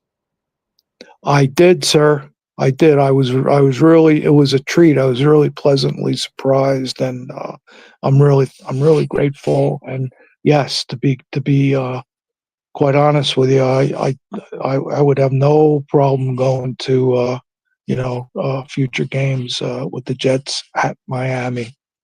I love it. Well, David, you brought your A game tonight. Tremendous call. Thanks for the recap, little tidbit from your time down in Miami, and we appreciate you calling in.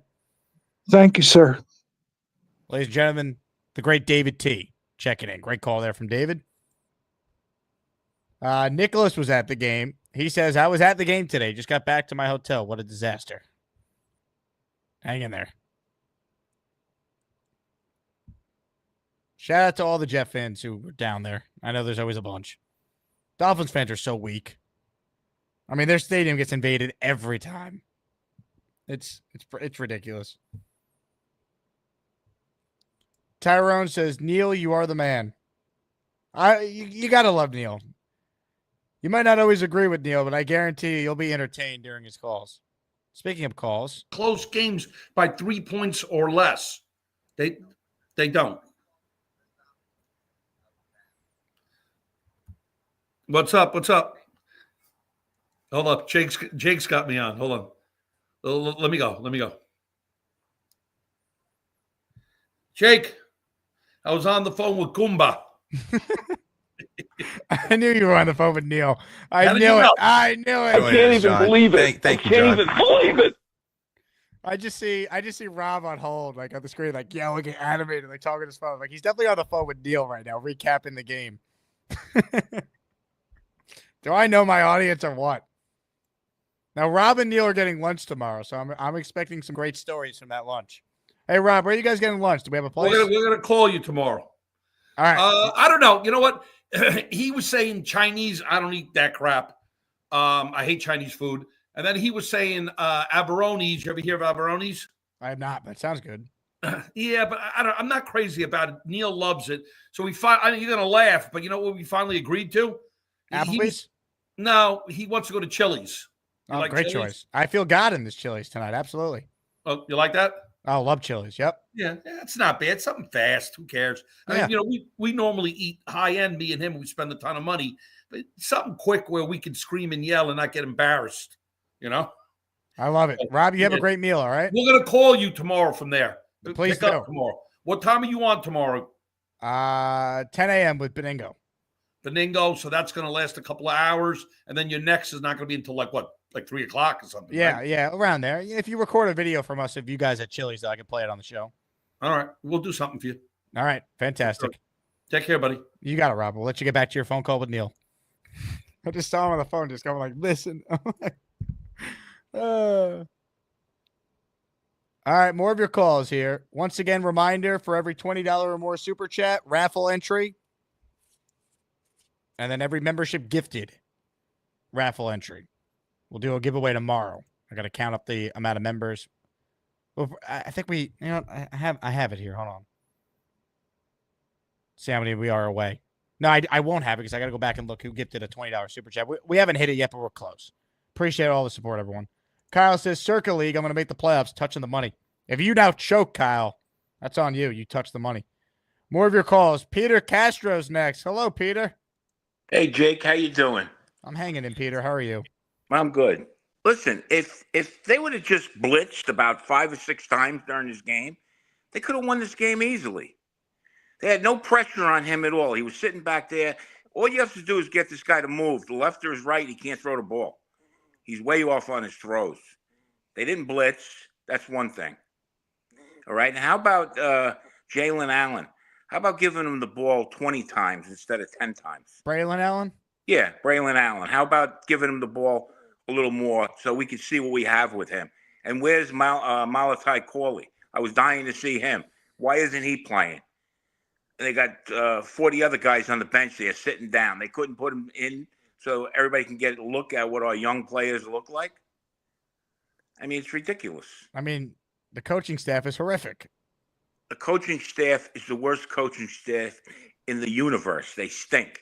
And as far as Aaron Rodgers coming back, that's going to be entirely up to the new GM and whoever the new coach is. As it should be. That decision. What? If we leave it up to Neil, we know what his answer will be. Yeah, but you know what? We could talk about it all day long. It doesn't mean anything until they hire whoever they're going to hire and they make that decision. And I was watching something on Rabel, and he had some GM that he brought into Cleveland, an assistant, and the guy was saying that he would like to take him with him. So who? Some GM that went with Rabel to Cleveland. We don't know. No, we don't know. But when they interview him, maybe he'll say he wants this GM to come with the Jets. I don't know who that GM candidate is. I do know this. Rabel is not taking any job that he's not comfortable with his relationship with the GM, because that's what screwed him over in Tennessee. Well, that's probably going to be part of the deal if we get him. Now, also, have you changed your list of coaching options since the last time? We got to get rid of Yolbrick and then go after Gabriel first. Then I want Queensberry. Got to look at the monkey guy. I like Flonase, and maybe Slow Dick in Houston is the answer. I think Flonase should get a lot of consideration. No. Listen, I like 2 of them. I like Rabel and Flores. Either one of them I'd be very happy with. You know, I think it's going to be one of those 2. I hope. I value experience with this hire. I'm tired of these guys coming here. They have no idea what this media market does, how it eats you alive. You need someone who's done it before. Yeah, you need somebody that's tough, that's got a tough, tough soul, because you come to New York, they want to rip you apart, especially if you're a Jet. You know, so you need a tough coach. Rabel would be great, and so would Flores. Either one of those 2 guys, I think, would be good. Hopefully they get one, but you never know with the Jets, and I'm not so in love with this 33rd club either. I mean, how hard is it to pick somebody you want?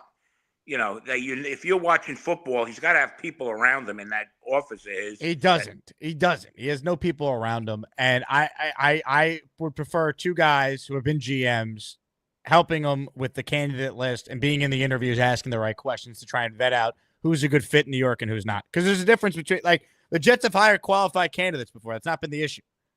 New York is a different animal, right? It's a different animal. You got to be able to handle the media. You got to be able to handle the fans. You got to handle the spotlight. You need someone, and I think that's where Tannenbaum comes into place, who's done it before, who knows what someone looks like that can have the right mentality to handle all that. That's where I see the value. Well, I don't know. It looks to me, if you own a football team, but you don't know who the candidate should be that you should hire.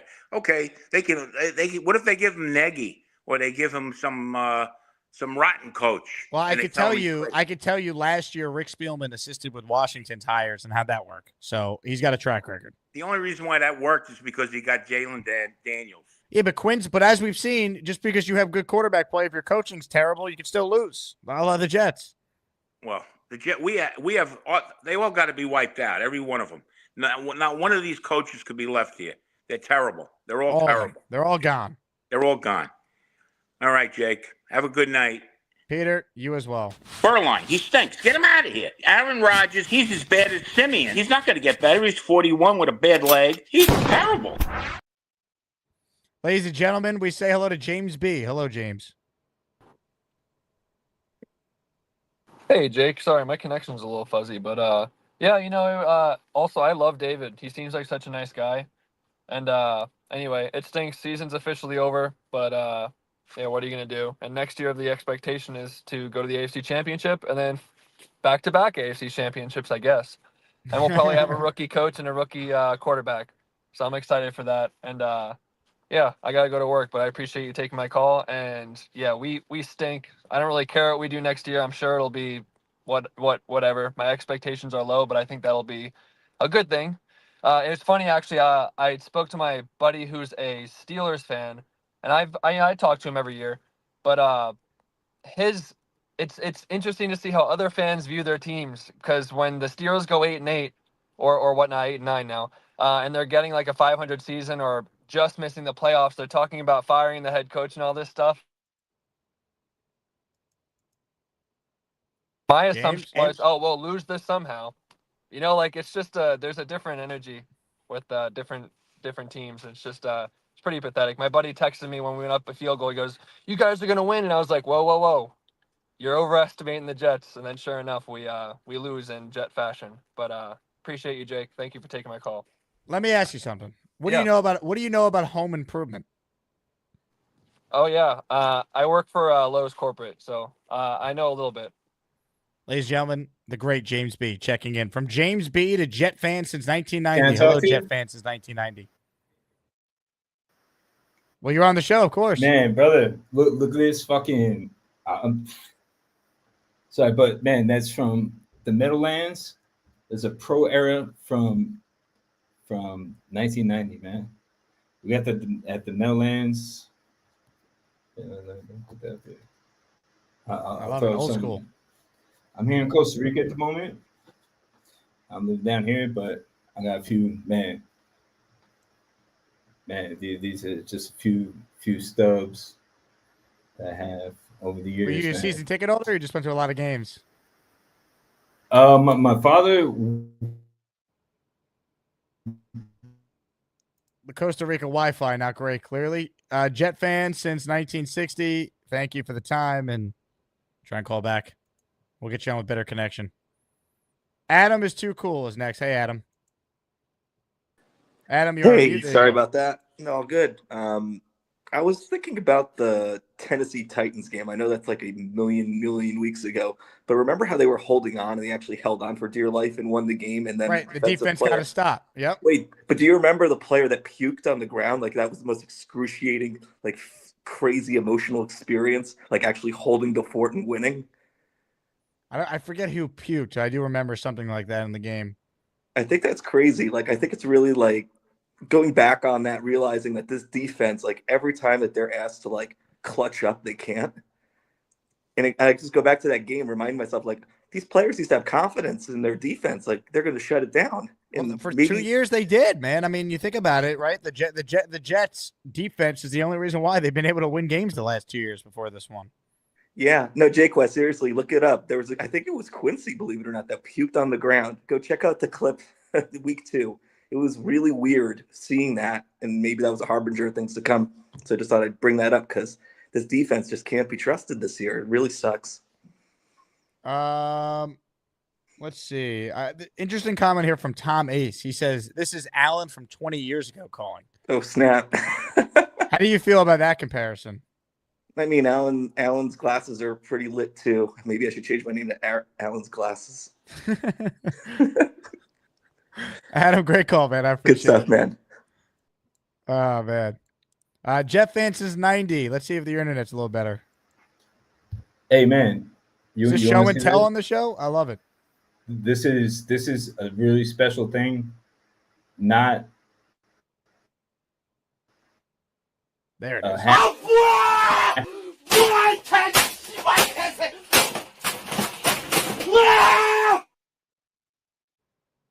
Let's keep rolling with your calls right now. Quarterback. Because I'll say it again. Look at Jameis Winston today. Did you see what he did today? Did you see his numbers today? They sucked. He sucked. Yeah, I mean, but Rodgers for the previous 3 weeks had bad You numbers. were watching the show? I can't wait for him to get to that part when they put him back on there. He's rewatching his own call as he's studying the tape.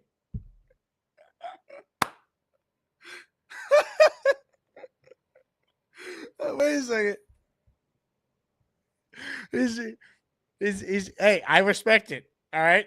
You got to refine your takes by rewatching what you said the last time you were on. It's like a quarterback going over the game film.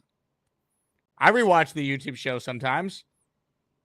Maybe I should have countered with this point when this guy said this instead. You got to self-scout.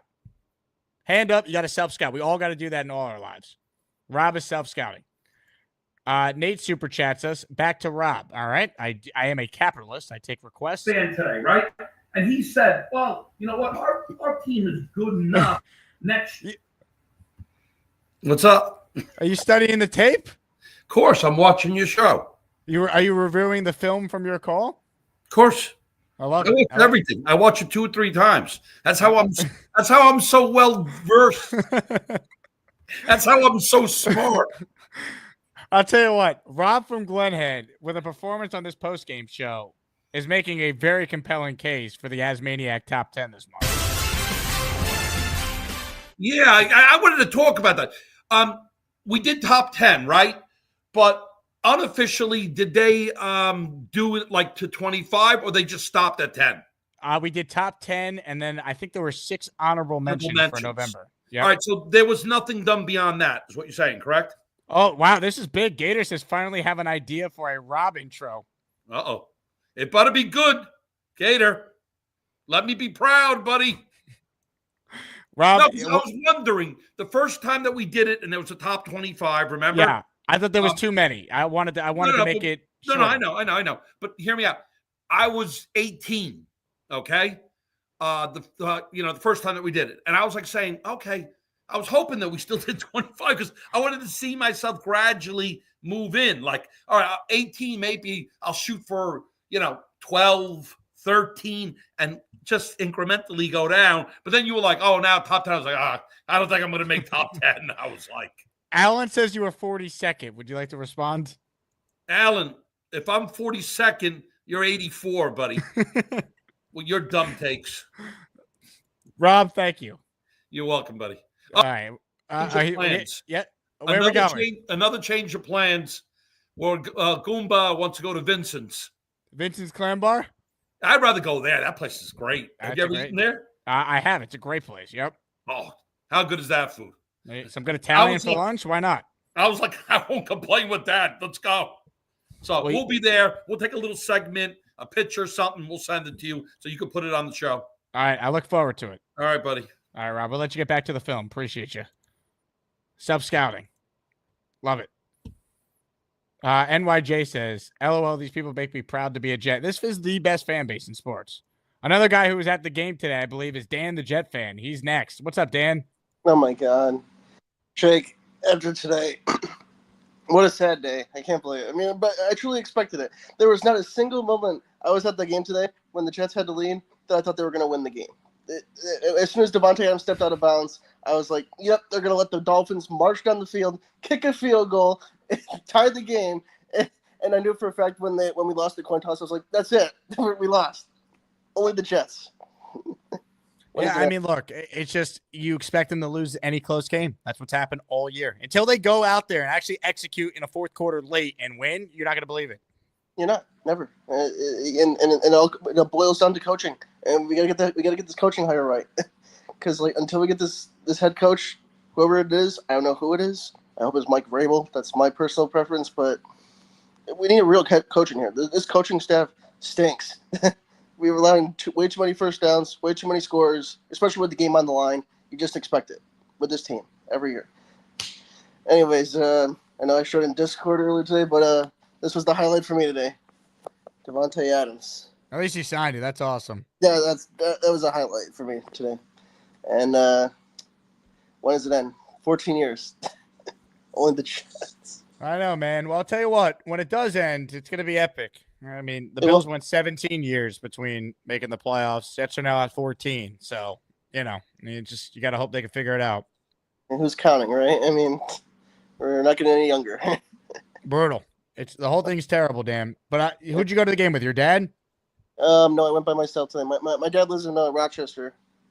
You went solo? God bless, man. Oh my goodness. I God just bless. I love the drive from Naples to Miami. Peaceful 2-hour drive.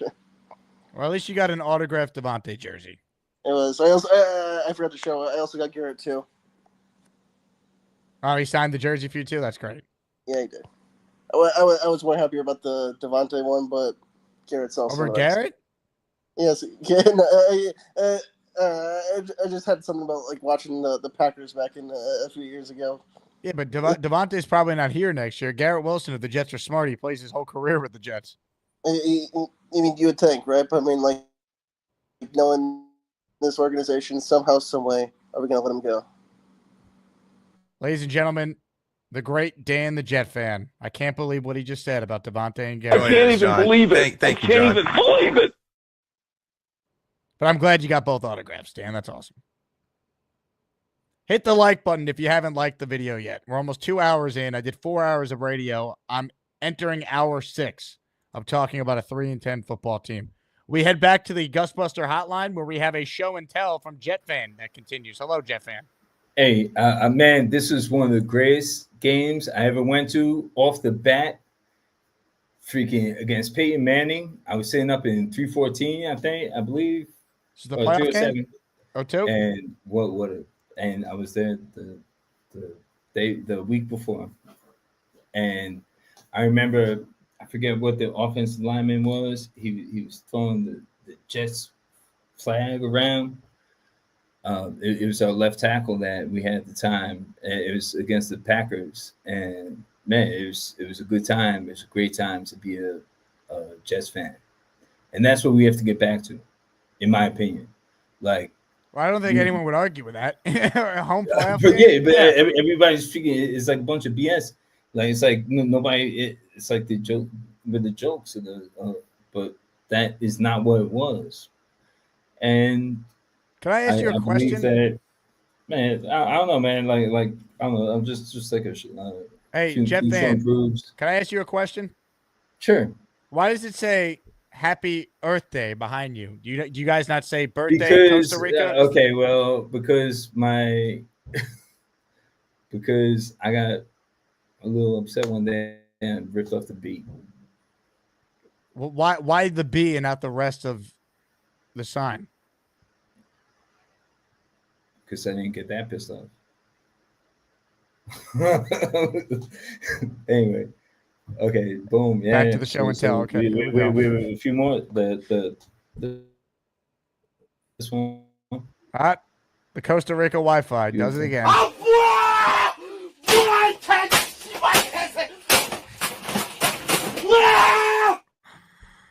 The calls tonight have been extraordinary. You got to call back more. Jet Fan since 1990. You can do a show and tell every time you call in, all right? Welcome to top 10 consideration after that call. And happy Earth Day to you in advance, Jet Fan. Ladies and gentlemen, let's say hello to a guy who appears to be on the train to New York City for the overnight shift. We say good evening to one man and one man only. It's time for another V-Man call. Hopefully he no sleeping. Adios mio. Hey, Jake. How's it going? V-Man, why are you already sleeping? You're supposed to be tired after you do the shift, not before. Is that better? Just bring the energy. We'll find out. Well, I probably bring more energy than the Jets defense did. That is true. I think the Syrian army put up a better fight than those guys. I don't get the reference. You're going to have to fill me in. I didn't see. No, because I got a friend of mine who's Syrian who's going crazy because the Syrian regime collapsed like last night. Ah. That's the joke. I see. But yeah, no, it's just like you watch this game, you're like, you know, it's like, how are you going to blow it? How are you going to blow it? And there you go. It's like they always just find new ways to blow a game. But with this team, it's like, because now they've blown it in overtime. Now they found a way to blow it in overtime. And it's like, it's just frustrating, and this season's been an absolute disaster. It's like, and I'm starting to think that they're going to find a way to lose to the Dolphins at MetLife in the cold. Like, it's going to be like 30 degrees, and they're going to find a way to lose to the Dolphins in that game. Well, That's how bad. At that point, I won't be that mad if it's like the last game and they got a chance. But like with 5 games to go, I'm still rooting for wins. Like I'm not, we'll see where they are at that game. I wanted to end Miami season today. Like that's what I wanted.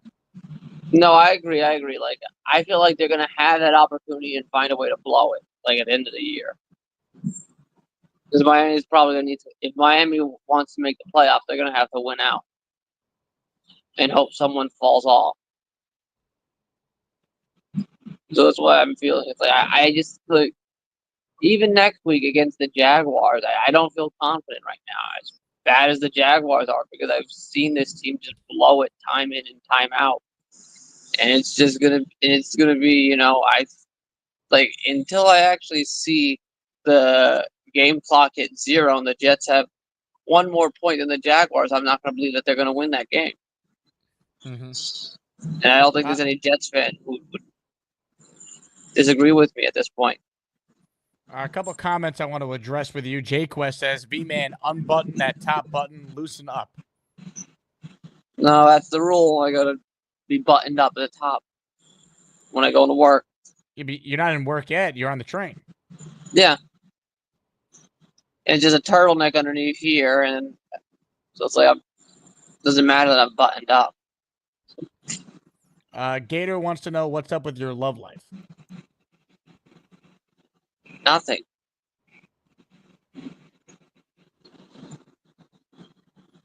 Tom Ace wants to know, is V-Man a security guard at a funeral home? No. I do security work at the Spire in Hudson Yards. Literally maybe like a 5-minute walk from. It's literally maybe under a 5-minute walk from the Javits Center. So you take the train to Grand Central, then you walk, or you subway? Depends on the weather. If it's a fine evening, then I'll just, like, night is almost 50 degrees, I'll probably walk. If it's like cold or wet, then I'll take the subway. I see. Gator writes in, V-Man is a security guard. That place is about as secure as Obrick's job. No, it's actually nothing. Right, it's pretty quiet down there, so nothing much really happens. So, do you have a gun? Do they arm you? No. The security thing is, most people have a very different perception of what security really is, especially on armed security. You do 3 things. You do detect, deter, report. That's all you do. Detect. Do they call you Sherlock Holmes, V-Man? No. It's like, no, but those are the 3 things. If you've ever done security training course, that's what they tell you. It's like, you deter by your physical presence. You detect. You keep yourself vigilant for anything that looks suspicious. You deter, and then if something does happen, then you report it to the authorities. And that's all you do as a security guard. Well, Nothing V-Man, more. I thank you for the time, but I have major news I want to weigh in on. That's the end of that V-Man call. Now he can go back to sleeping. Juan Soto to the Mets. Done. Jeff Passan.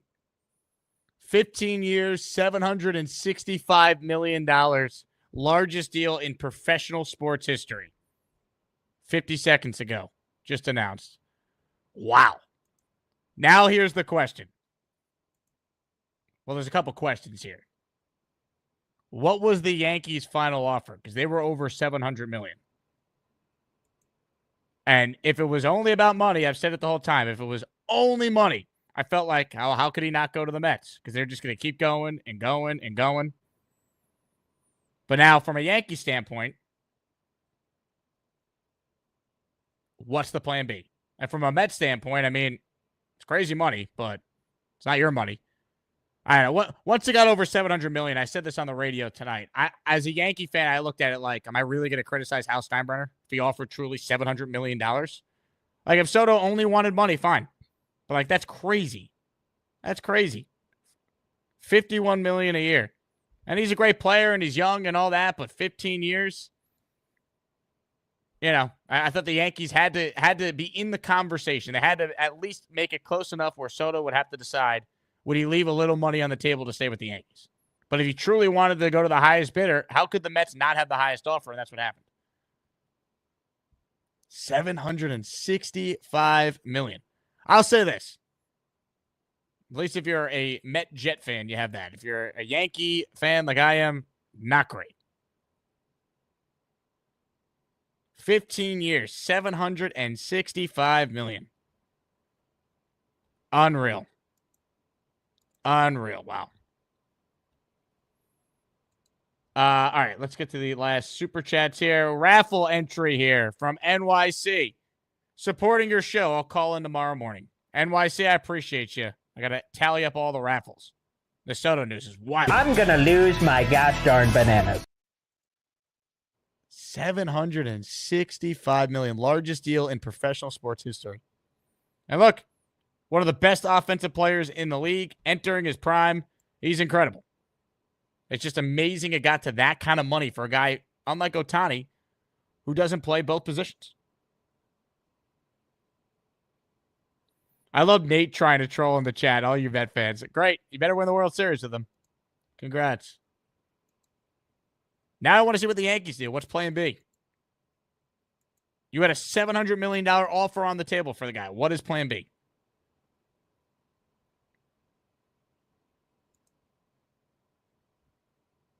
Dan the Jet fan with our last super chat. Sorry, phone died. Thanks for having me, Jake. I love Garrett Moore. I was just mainly happy about making the store manager at work jealous. He's a Green Bay fan. Well, there you have it. All right. I appreciate everyone who tuned in. Hit the like button. Subscribe to the channel. Over 2 hours of post-game. You guys are the best. You know what? I just saw Jersey Jet. I just saw you were on hold. He's gone. Never mind. All right. Appreciate everyone. Thanks for watching. Hit the like button. Beningo tomorrow, 10 a.m. is the plan. Check the Discord for updates on that. Hope everyone has a great night. Certainly better than the day was for the New York Jets. My name is Jake Asman. This has been the Jake Asman Show. I will talk to you guys next time. Jets, Jets, Jets, Jets. Unfortunately. Till the end. Till we die. Like the Jet season, which is now officially dead.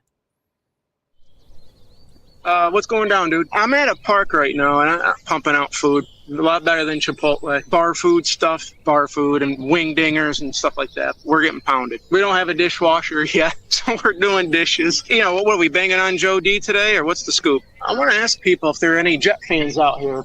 Oh, hey, wait a minute. Maybe we have a Jet fan. Hey, come back here. Are you a Jet fan? You are? Affleck? And maybe you are. I guess not. Probably not. Nice hair, Jackass. This is Jet Talk here. Jets are trash, pink eyes. Bobby! I really don't give a crap, you cartoon character. Speaking of crap, I got food poisoning from those wing dingers. Bobby made my day. My man, Bobby Midnight. God bless him. That was awesome.